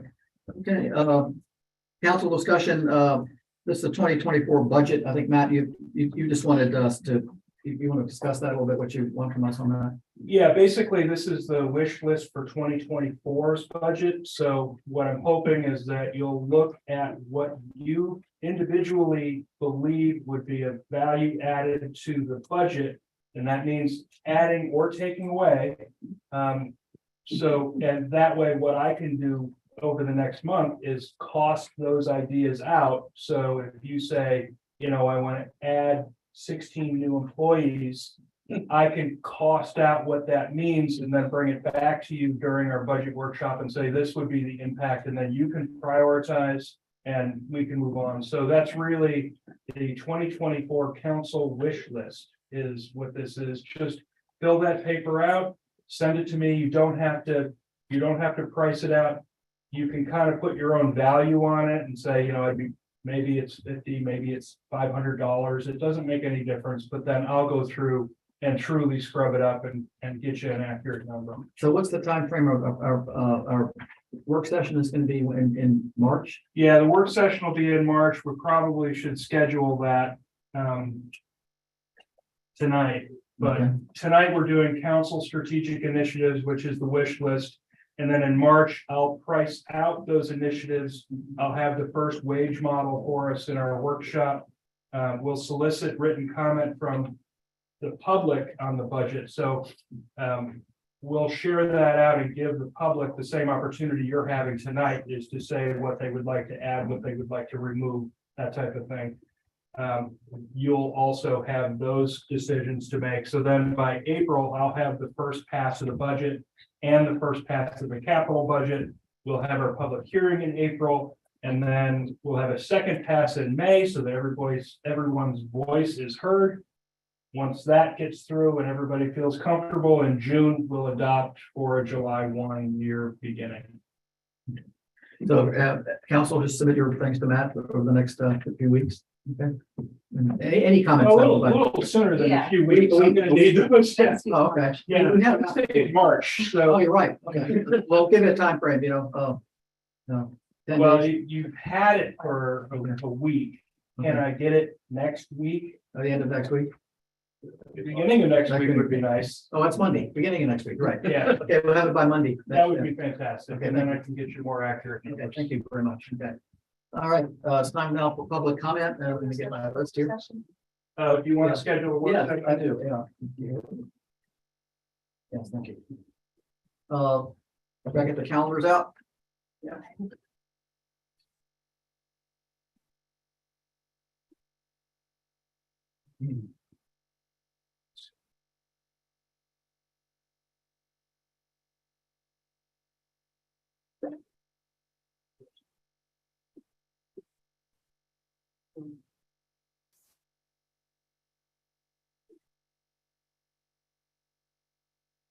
So what do you got a recommendation here?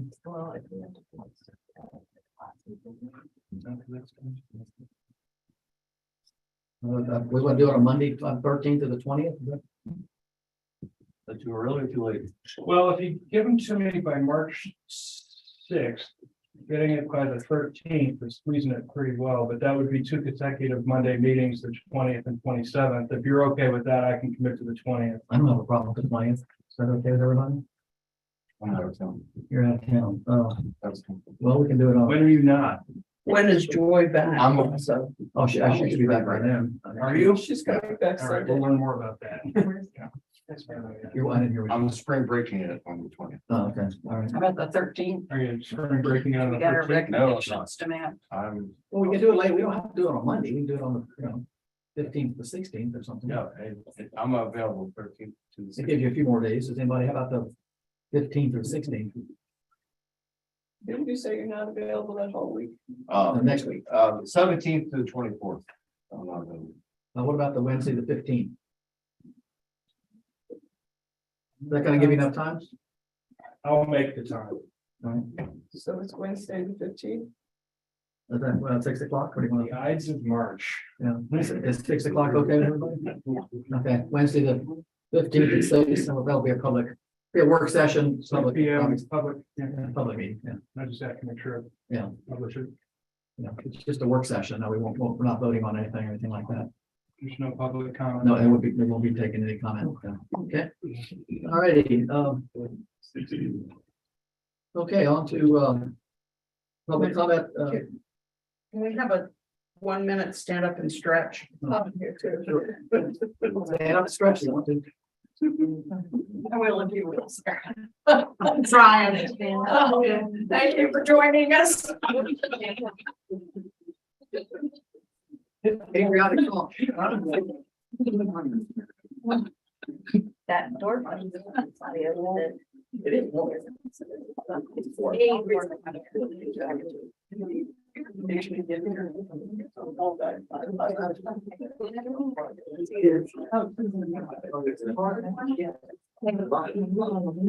Very good.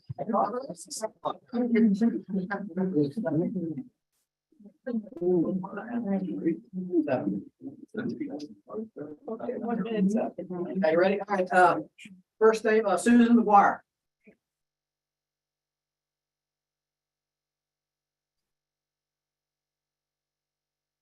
My name is Susan McGuire and I reside at 12 Joynes Street, which is the southwest corner of Joynes and Holly. And I have a question for the council regarding the pavilion. I read in the comprehensive town plan that it calls for a small picnic pavilion. And that was in the fall of 2021. And then in March, you all approved you had a presentation about a pavilion and approved it. But during the presentation, specifically, there was no mention of large performance space.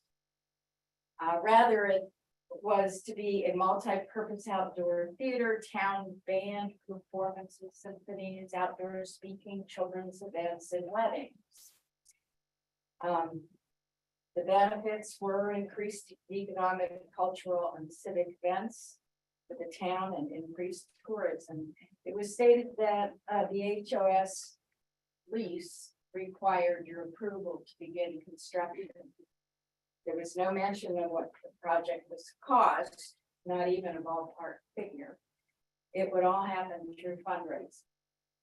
My question is, given the lack of information that you had at the time, the $500,000 price tag, which I think includes the parking lot, and the residents' unanswered questions about noise level, parking, environmental impact, and security, just to name a few items. Is it possible to reevaluate the approval? This is my question to you. Can the council reevaluate your approval, rescind it, or amend it until these issues are addressed? And I respectfully request a written answer to this question. Thank you. Thank you.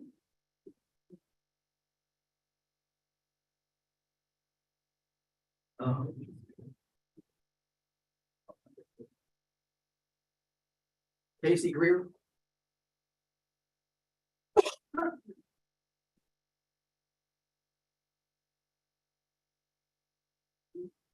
I'm Casey Greer and I live at 74 Market Street. My comments are also related to the pavilion. And I want to thank you for the opportunity to speak this evening.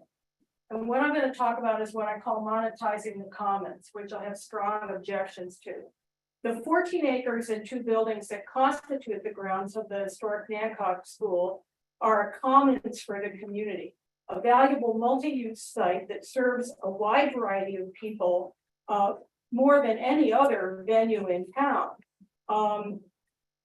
It is also our largest green space with access to wetlands, riparian environments that is unavailable to people who do not have access to those things on their own properties.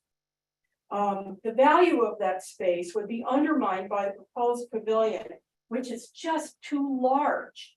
It's too big, and which represents an unfortunate attempt to monetize the commons and limit access to citizens with modest means. I suggest that all new development of the Onancock Commons be stopped until it can be considered in relation to the new master plan.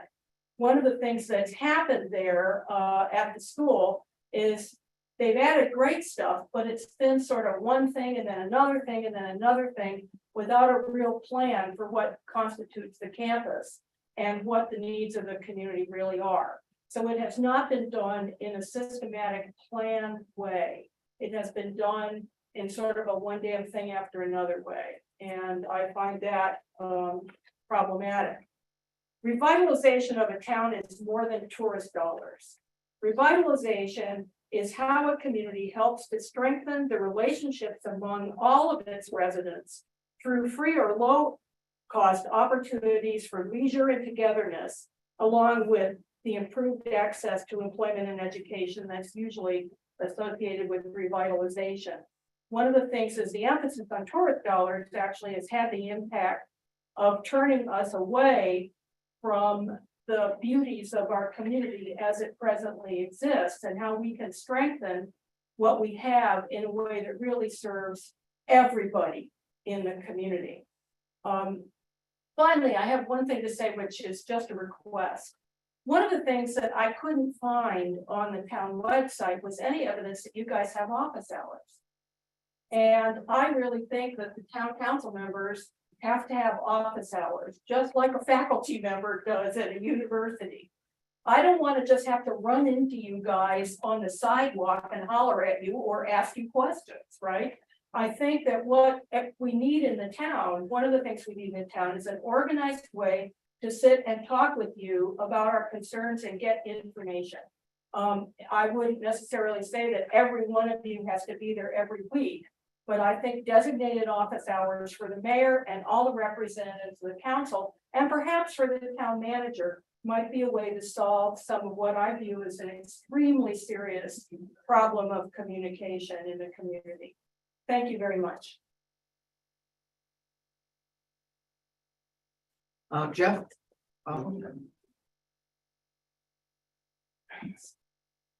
Good evening, Jeff Albrechtson, 6 Johnson Street on Hancock. What I'm gonna read to you this evening is a rebuttal letter that I put in a Eastern Shore Post last weekend. Response to comments made by an FOS member. Can you speak up, please? Yes. As a member of the Hancock Residents Group, I was disheartened to read the letter submitted by Mark Sinclair and its misrepresentation. He is aware that ORG has been meeting and participating in all requested meetings with the FOS. Clarify, there was no attempt by ORG to delay our meetings with the FOS. The third meeting was scheduled for January 31st and was met. 3 org participants had travel commitments and simply requested a date change. FOS declined the request. Again, the meeting was held and org was represented. My main concern here is this: a further representation is that ORG is not participating in good faith and that the process has been delayed.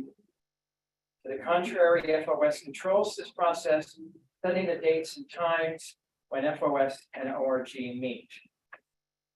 We are all operating in good faith.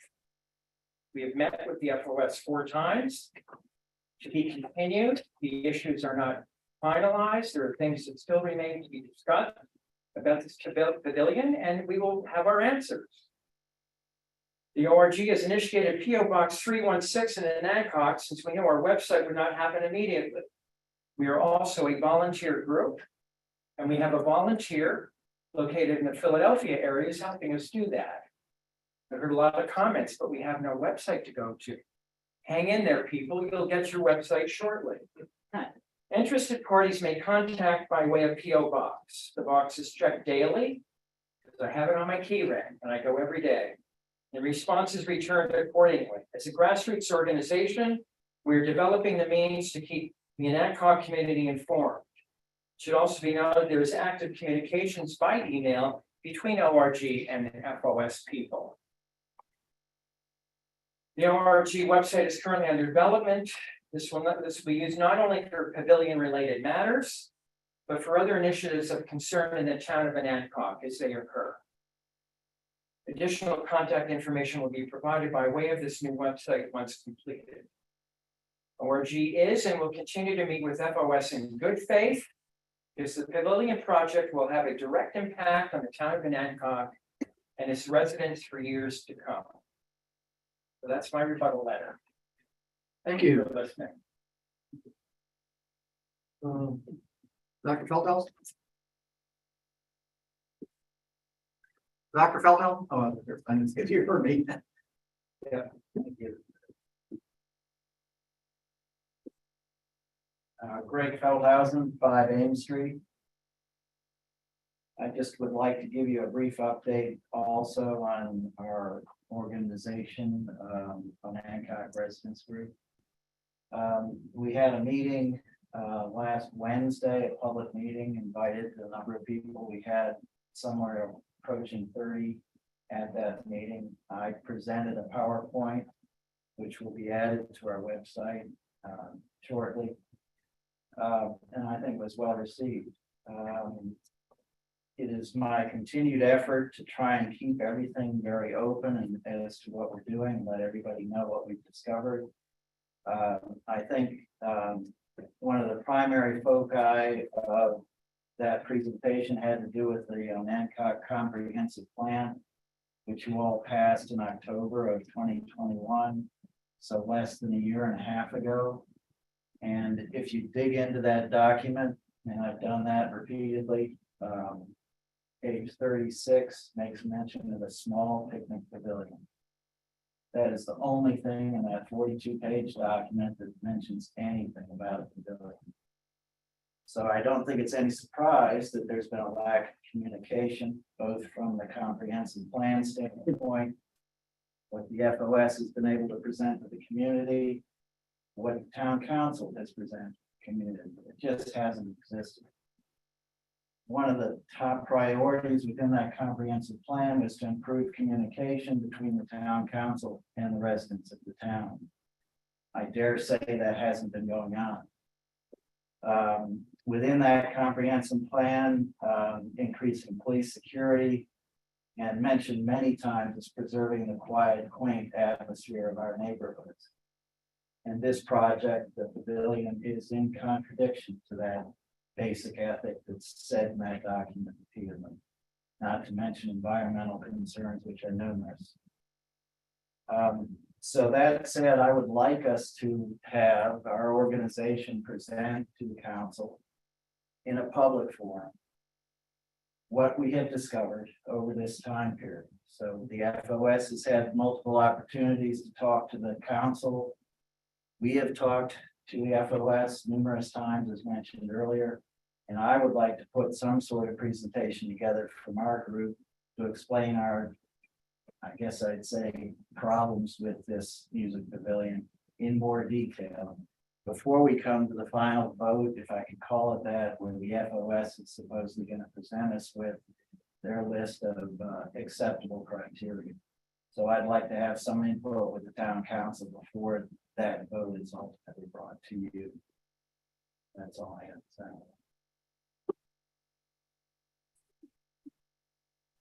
Norman,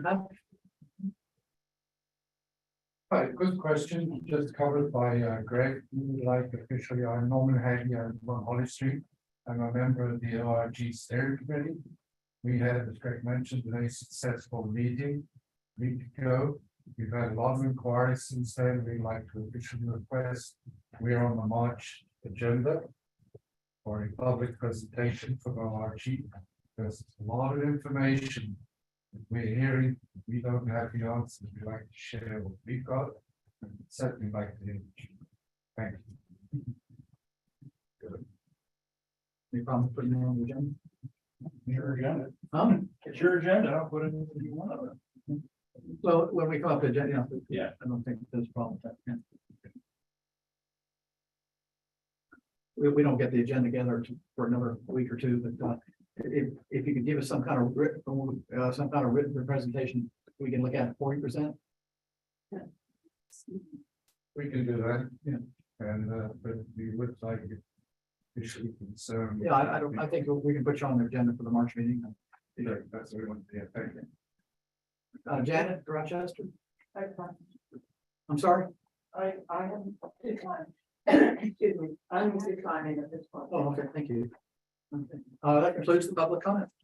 Sorry. I'm sorry, I didn't sign up. I signed up Rosemary Popero.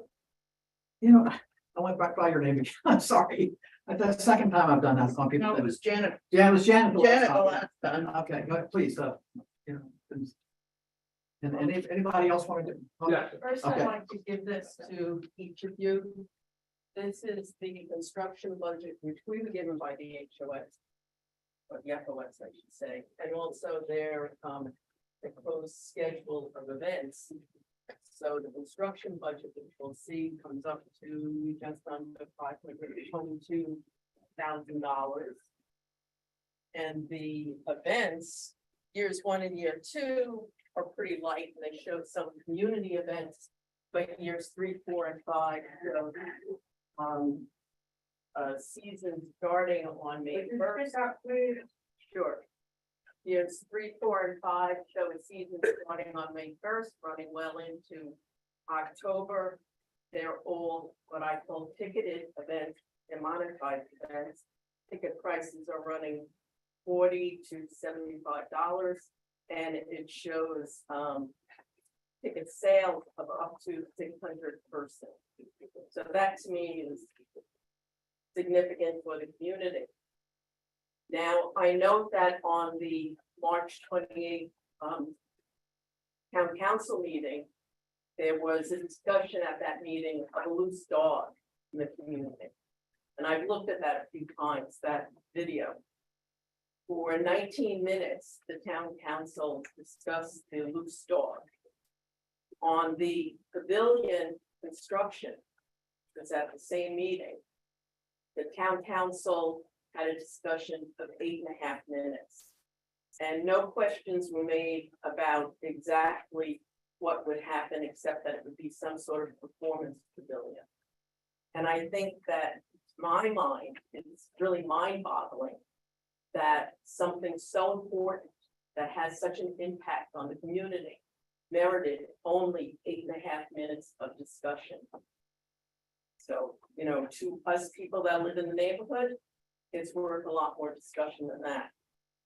I'm also concerned because a current FOS board member has remarked that if the town residents continue to object to the performance pavilion, that quote, the town will just deed the property over to us so we can do whatever we want, end quote. And that to me, if that's a deal that's on the table, that's a bad deal. And that property is the town's most important asset.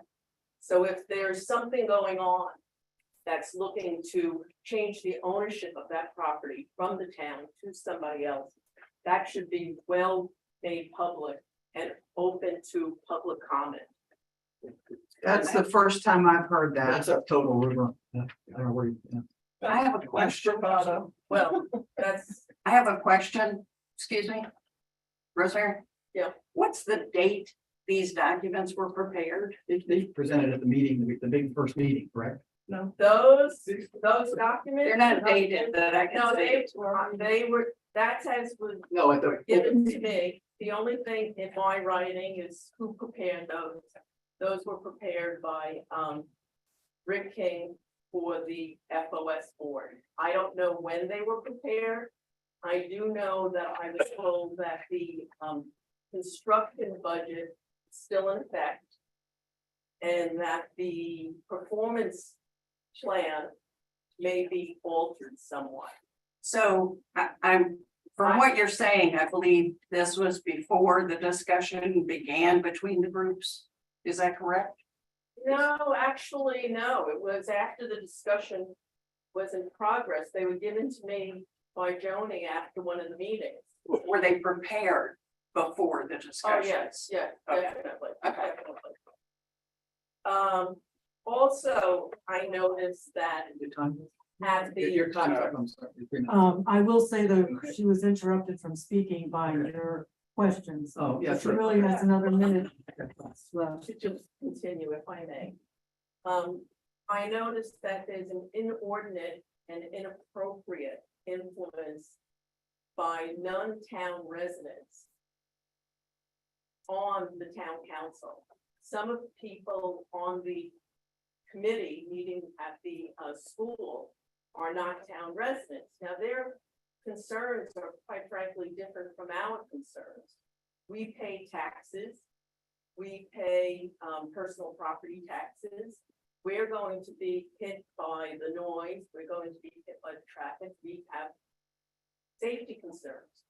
You know, if you're not a town resident, your concerns are different than our concerns. And our concerns should certainly take precedence in the eyes of our elected officials. Non-town residents can't even vote for you. We vote for you. You represent your job. Your one legal obligation is to represent your constituents. So the people living in Onancock 23417, outside the town limits, they're not your constituents. We are your constituents.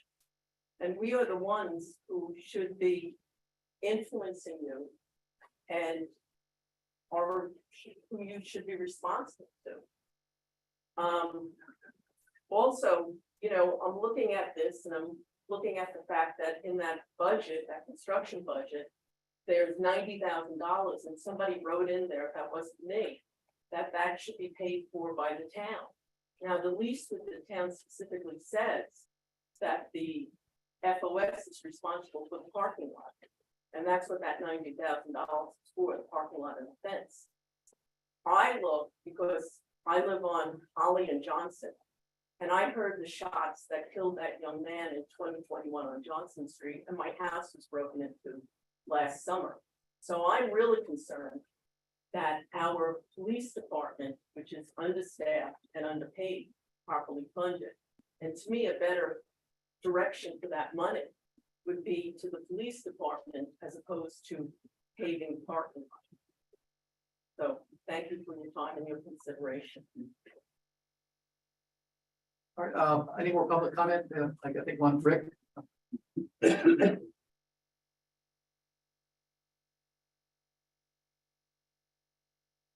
I did not intend to speak here tonight. Rick Turner. I'm Hancock Street, but I'm forced to with what I heard. I heard what if I wasn't in polite company or lies. And the first one is that this facility, that the HOS facility, will now be completely changed. You won't be able to walk on the Master Gardener Trail. You can't use it for any other facility. Now, it's 14 acres.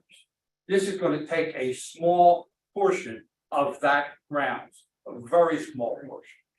There's still going to be the entire field for soccer. There's going to be the total room for the disc golf and any other activity. The other thing that I'm very concerned about is discussion of the financing. The financing is totally up to HOS. We're not asking at this time for a dime. There was never a promise from this council that we would get any money at all. In spite of all the harassing we've had, we've now raised another $60,000 by interested individuals who care about our town. Now, let me say two other things. There are two reasons why this was planned. One was to add to the culture of this area. There is no area for anything like this, whether it's in some plan for the future or whatever. It could be a reality here, and it will become the town's. We're not an independent organization. Anything like guttering or anything else. We put a new door on just recently. That is not our door. That's paid for by HOS, but it becomes the town's property. And we know that, and that's fine. Our finances are unclear, especially because of the harassment we've had to deal with. So nobody can say that our finances will be in any way influenced by the town council. Now, we might come and ask for some money, but they have the discretion to say, I'm sorry, we wish to spend our money other ways. The other thing that I want to mention is that this is a volunteer organization. I said there were two reasons why we wanted to do this. The first was because we care about the culture of the area. We live here. We don't want to do something awful. We don't bring in huge groups that are going to trash the town. We'd stop that if it ever happened. It never happened again. But the second reason, I'll finish with this. The second reason that we're so interested in this is because we care about the grounds and the building. Where will we get the $400,000 to put a new roof on? Many of you don't even know this. We had some people on the town council who didn't even know this, and it's their building. So we need that money. And if you want to spend it and you want to give it to us, that's great, but it's not going to happen. So that is the second reason, that this is to fund needed physical additions or renovations. The second one is, if you've ever been in the basement, we have a heating unit that is, who knows, probably was put in when the school was begun. And it looks like something out of Willy Wonka. And every year we pray that it's going to get through the winter. It has, we hope it will. This would help funding for it. So this is done with the idea that we care about the building and we care about the town. And sure, there's going to be some sound, but we're going to work on that, and we're willing to work on it. We met and we met and we met, and we'll continue to meet before we make a presentation. But we care about the town. That's what this is all about. Thank you. Beth, yeah, sure.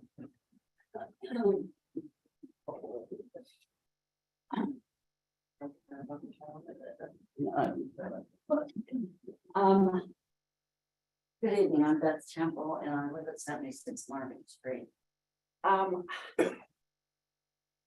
Mr. Mayor and members of council, I wanted to talk about the school here for a second, and I want to talk about finances. My understanding is this: the school is in desperate need of repair, and figures are floating around. I think Rick said something about $400,000 for a roof. And by the time a roof is put in, it's probably gonna be $500,000, that kind of thing, because things are just going up and up and up. The boiler, who knows? But conservatively, people have told me, and I can't cite anyone, sorry about that, that, you know, conservatively into the ballpark, it would probably cost, like today, about $1 million to get that school to a place where it wouldn't be in peril. And from what I've been told about it, the school's in peril, because if that roof goes, that's gonna be really bad. And I know that work has been done on that roof over the years, and I salute Hayden and the people on his team who have taken care of things. But cut and paste, and I'm not gonna say that that's cut and paste, that's my word. That's not enough. In order to preserve that building, if we're gonna preserve 100-year-old building, that roof has gotta be dealt with. That's one thing. The boiler, which I haven't seen it. I have this vision of this creature down in the basement, bubbling and something, whatever it does. And so that too is in danger of imminent, whatever it's gonna do, blow up, blow down, stop altogether. And again, should that happen, that would be another almost killing blow to the school. So I think what's happening here is that two things are being run together. And I'd like you to think about separating them for a minute. One is the school itself and all that's going to be needed to take 100-year-old building and preserve it as the community would like it to be preserved. And I think the community would like it to be preserved. It's an important part of our community. It has meant a lot to a lot of people for an awful lot of years. And there's probably people sitting in this room who are graduates of that school or who went there or had some contact with it over the years. Perhaps the studio there, you know, there's an office, there's all kinds of involvement with that place. Okay, let's take the $1 million for things that need to be done right now. If there were a facility on the grounds that provided entertainment. That's your 3 minutes, can you wind up? Yeah, I can in just a minute. That's not fair to other people to find it now, I understand. Okay. Not shut anybody down. Yeah.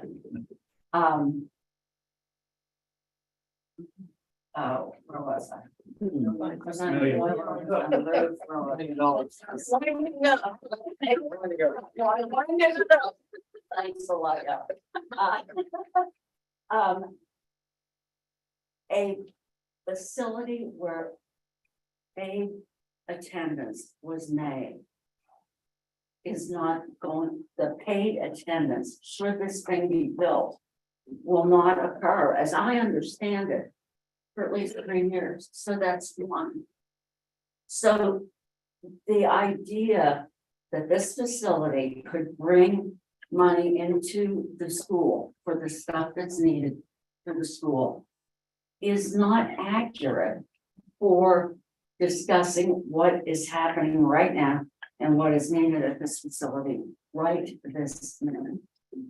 Maybe down the line, you know, if, well, I'm not talking about down the line. I'm talking about something that's of concern to me and two things that I think need to be separated in our consideration of what's going to happen to the school and to the grounds. I'm finished. Thank you very much. Thank you. All righty, anybody else? Was there someone else that raised? We're all set. All right, committee reports, personnel. You were there? I thought that was last month. No, that was this one. Oh, yeah, it was the beginning of the month. That's right. We did that. Yeah, wait, you're.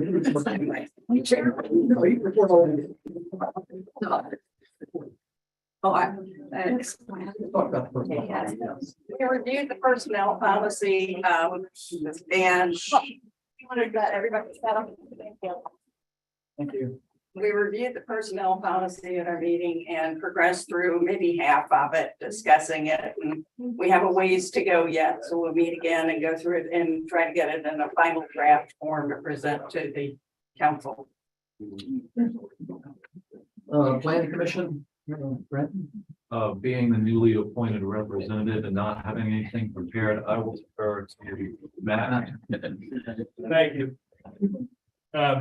We did meet, we finalized what was in your agenda packet tonight with the property maintenance.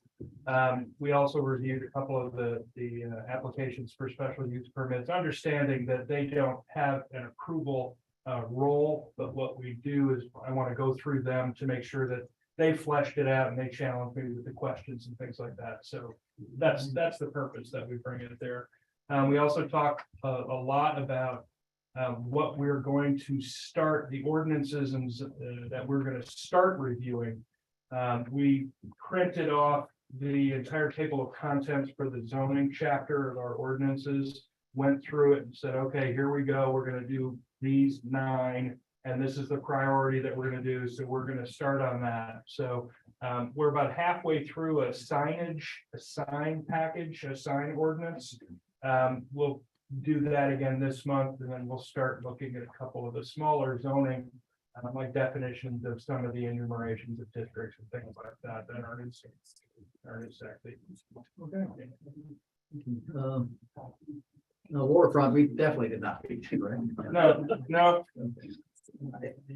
All right, But the wharf project, the head is really complete. The barge down there is being pulled out. Their tug broke down. So that's going away probably this week, maybe early next week. It came in under budget, and the work is really, really high quality. So we're pleased. great. We had to get the town manager's report while you're up there, so we'll do that. I'll skip me for a minute. Okay. We finished our annual audit. There were obviously no findings. The final bound financial statements will be ready for you guys probably in late March is what the firm said. The construction that's going on down at the end of Parkman, that's for the pump station that's going to service the line that comes all the way up from Massachusetts and then eventually from Accomack. They've got the same lead time issues as the rest of the world does. So they're looking at, they were hoping to be ready in July. They're probably looking at October.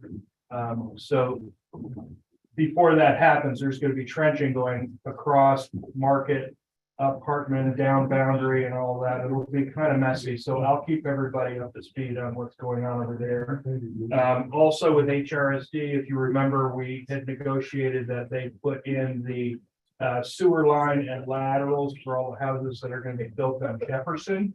That project is actually being approved tonight by the commission of HRSD.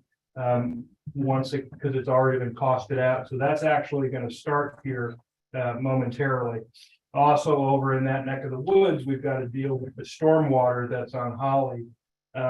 So we're putting culverts in across. I got the final design approved by VDOT and the guys have been clearing the space down there. So once we get that in, which shouldn't take more than a couple more weeks, they got something to deal with. So, there's that. We've got that advertised, the position advertised for the Department of Public Works. I've got one application in, and the person's request for earnings is significant. So I'm scrambling to fill that role. So anybody that knows anybody that likes to stay outside, work hard for great benefits, please. I'm begging. I think I can go through the ARPA projects. I think that's about it. Oh, the Virginia Tourism Grant that Janet was talking about, because we're a destination marketing organization, we also get to apply for that. That application is due tomorrow, and it'll be in on time. And I'll Is that set a- the, Excuse me, is that a separate one? that is ours. That is theirs. Our cash match is already in our budget. We already budget for and spend the amount of money. We do that every year. Reimbursed. Yeah. Yeah, so for us, there's no additional expenditure. There's only possible revenue to offset it. So, I'm just wondering whether it's a bunkheads kind of situation. no, we're actually going after completely different things. Okay. So. Yeah, the IRF, which is the grant that we're administering for the Lewiston building. We're at this point writing contracts between us and DHCD. We're also putting loan documents together for the developer. I've given the developer a red line version of it so they can go through. That group has pretty talented people for contract reading, so hopefully we'll be able to make short order of that, because as soon as we get that contract signed, they have 18 months, so that's gonna move along pretty quickly. I'm not gonna go through a lot of the projects because most of them are dormant or in the process of working through things that isn't worth talking about. The one thing that I do want to talk about are the security cameras. This has been a project like I didn't think it was going to be, but we've gotten the electrician to put the outlets and the disconnects on the utility poles. We got the contract signed with the pole sharing agreement signed with A&N, and they've gone through and attached those lines to their power. I've got to go through and make sure they've got all those done, but after that, then the cameras, which are mostly paid for, they'll schedule a time to come on site, work with me, work with the police, work with the Department of Public Works, and we'll be able to get those things up. So I'm still looking at solutions for internet connectivity at the water tower and at 38 Market Street. 38 Market is not that big a deal. I just have to do it. It's got power and everything else. I just don't know which carrier I'm going to use because we're a business. Internet connectivity for a business is a whole different animal. So I'm trying to work through that at the same time. I'm going to go ahead and say that. Yeah, I'm not going to talk about trucks because that's just frustrating. I'm going through the same thing the fire department's going for. We're on 16 months wait list for the truck, but it actually got delivered. Now it's at Reading, where it's getting the dump package put on. But they no longer keep those packages in-house because they don't know when the trucks are going to show up. So now I've got a lead time issue for that. Very exciting. And then I guess the last thing I'll talk about is sort of a good news thing. Gerald Boyd and he's responsible for the blacksmith shop. He and I chatted at one of the chamber meetings I was at and said, he was thinking that we should be on the National Historic Registry for the blacksmith shop. And I said, well, let's talk to the people at the state. And we did. We filled out the application. It got approved. So now we've got the next package that would need to be approved. And, obviously nothing like that would happen because it's town property before it. But, it was kind of interesting that we're being elevated for that because of the nature of the work. There's no African-American blacksmith shop in this part of the country. And that's interesting to the National Registry. So, we never know. That could be fun. Matt, does that enable us to apply for grants? Yes, it does. Yeah. Displays, et cetera. Yes, it does. And some of the things that it allows us to do are interesting as far as that property is concerned. Terrific. I look forward to hearing more. Yeah, Me too. yeah, quite an application. It is quite an application, that to say. One question, Yeah. there's not a mention, so I'm guessing the answer is no more news, but is there any news on the land transfers for the pump stations? Oh, what an excellent question. That process is also more of a project than you care to admit because every person's parcel needs to have the property where the pump station sits carved out as a separate taxable map ID. In order to do that, you have to work with the mortgage companies for each of the homeowners because they mortgage the entire property. So we have to convince them that taking this little piece out doesn't affect their value. So working, and we have one of those, one property in town that has, it's very complicated financing, so you're gonna have a motion put before you probably next month or the month after that talks about that we're gonna rezone those properties. If you remember, back when this started, we added an enumeration called IU for industrial utilities. Those parcels will be zoned that. They need to give me the parcel IDs, and then I'm gonna come forward with a motion that allows you to change the zoning. And then we'll keep working forward from there. No, not in the next 3 months, let's put it that way. You know, the lawyer for HRSD is working as hard as she can, but it's just time consuming. So until then, we're still responsible for the collection system. Any other questions from the senator? All right, thank you. Thank you. Oh, I have one for him. Give me a chance. I did. I'm just gonna elbow in. On the revolving loan on the Williston building. Yeah. That's a revolving loan so that other businesses can use that at some point. What is the payback time frame and how does that work that it will actually benefit somebody else in the next 100 years? Well, it's not, it's a loan that I believe we're working on the term, and it's either gonna be 10 or 20 years commercial loan. Every dollar that gets paid back, we can immediately turn around and loan as long as it meets the DHC guidelines for these funds. So if somebody needed, you know, $1,000 to rehab a building, first of all, I want them to work for me, but we could turn around and loan that. So we can have simultaneous loans, but we can only loan the money that's paid back. Okay, that's my question. Or I guess these are the terms you're working out, but at what point do you begin to see funds available for others?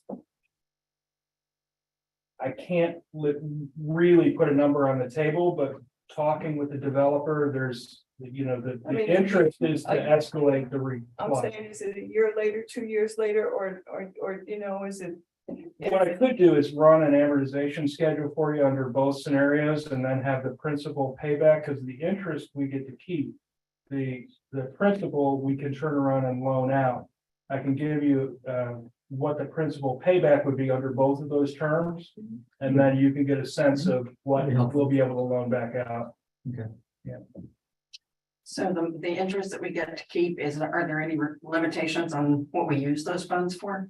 No, I think they prefer that we keep it in their loan fund, but that's part of our contract, and I'm working to not have that because I think that interest payback is a reasonable compensation for the administration of the loan. Well, you're gonna do some numbers. We'll see if they agree with me. All righty. Any other questions of the town manager?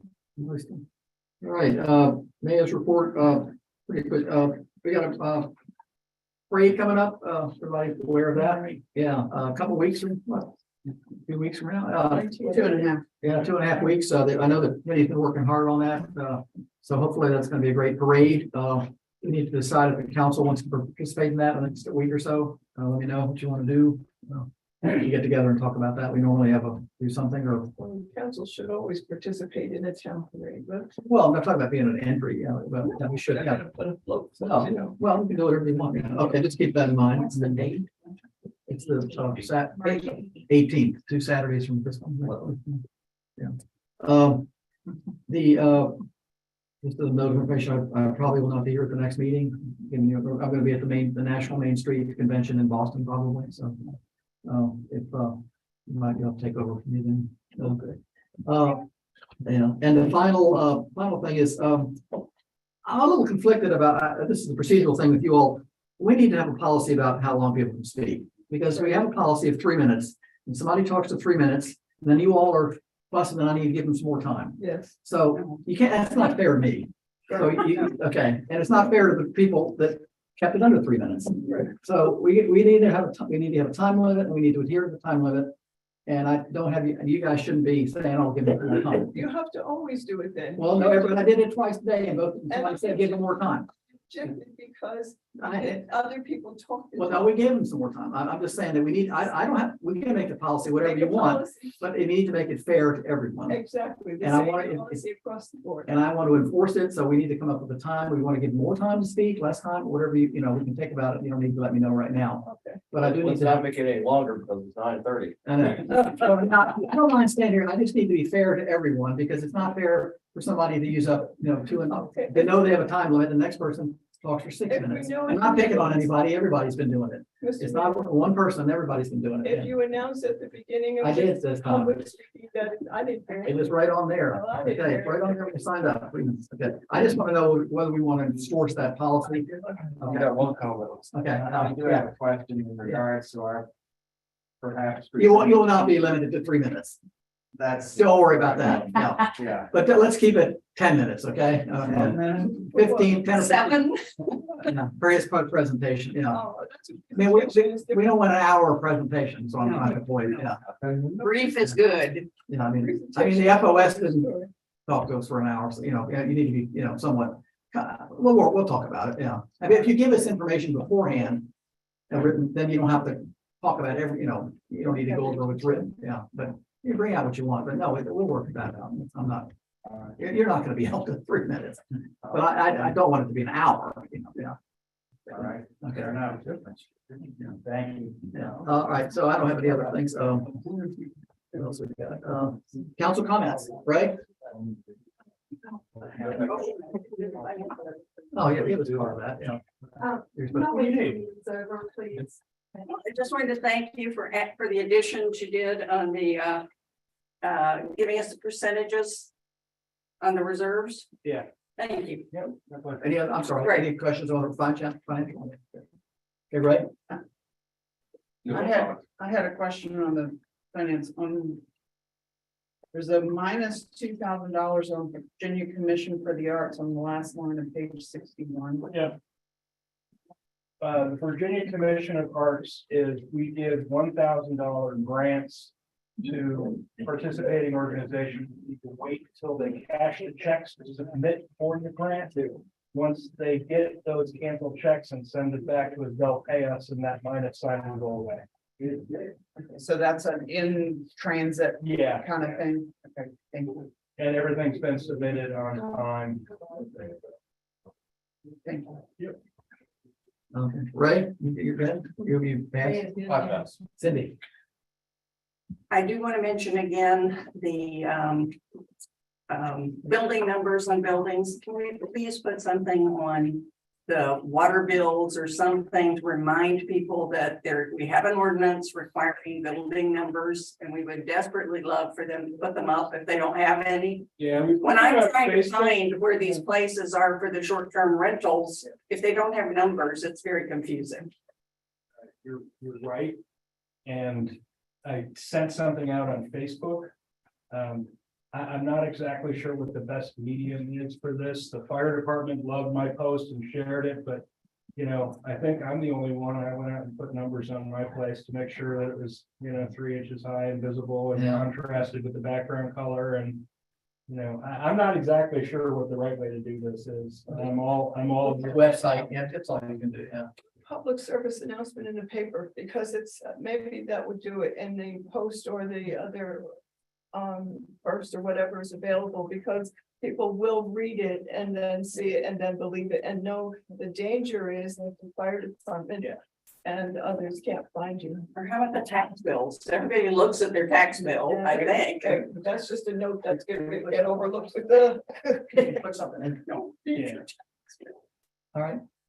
Thank you. Yeah, I mean, maybe we could have a little, give out 3 numbers. Easy now. Wouldn't be that expensive. I mean, you know, we only have 2-digit numbers in the whole, 3 digits, so now we have 5, 6 things. It's not free when you pay. All right, Mavis. I wanted to just go back to what Casey Greer said about office hours and meeting with the council members. The council members cannot meet more than 2 people at a time anyway. Correct. So That's she right. doesn't know that perhaps, and so we couldn't do that. But our telephone numbers and address information is available to everybody on the town website. and I've never not taken a poll. So I just want, in the record that we are accessible. Well, I've actually thought about having, I mean, some mayors have office hours. I've thought actually about having an hour once a But that week. would be for you. Yeah, I could do that. Yeah, I can do that. I don't, I think that's a good suggestion, but you're right. We can't as a group. Right, get we together. cannot do more than 2 people at a time, and then you're not talking to the whole group Yeah. as what you Well, try right, well, I to mean, do. you can come and talk to Matt anytime. Right, right, I mean, everybody's available Yeah. on, but it's not as a group. Right. Yeah.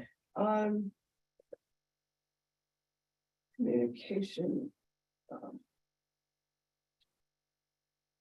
Oh, if I were the HOS, I'd be very upset with the other organizations with their handout, particularly OMS, and getting funds and getting funded.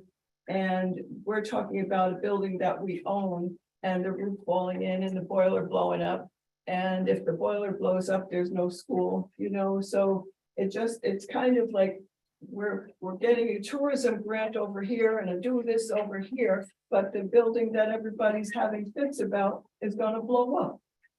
I'm just concerned that we're not putting our money in priority positions and doing what's best for the town in the long run and not the fast Band-Aid.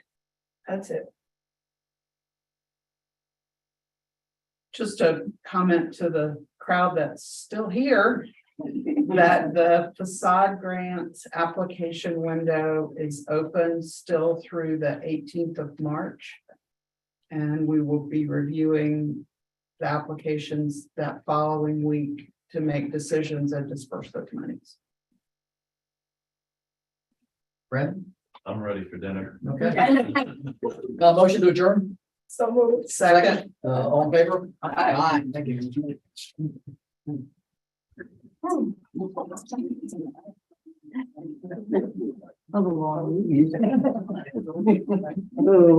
Thanks for coming.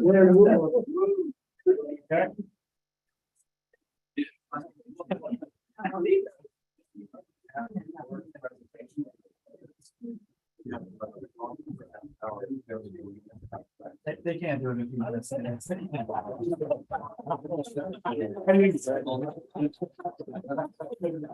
turn this over.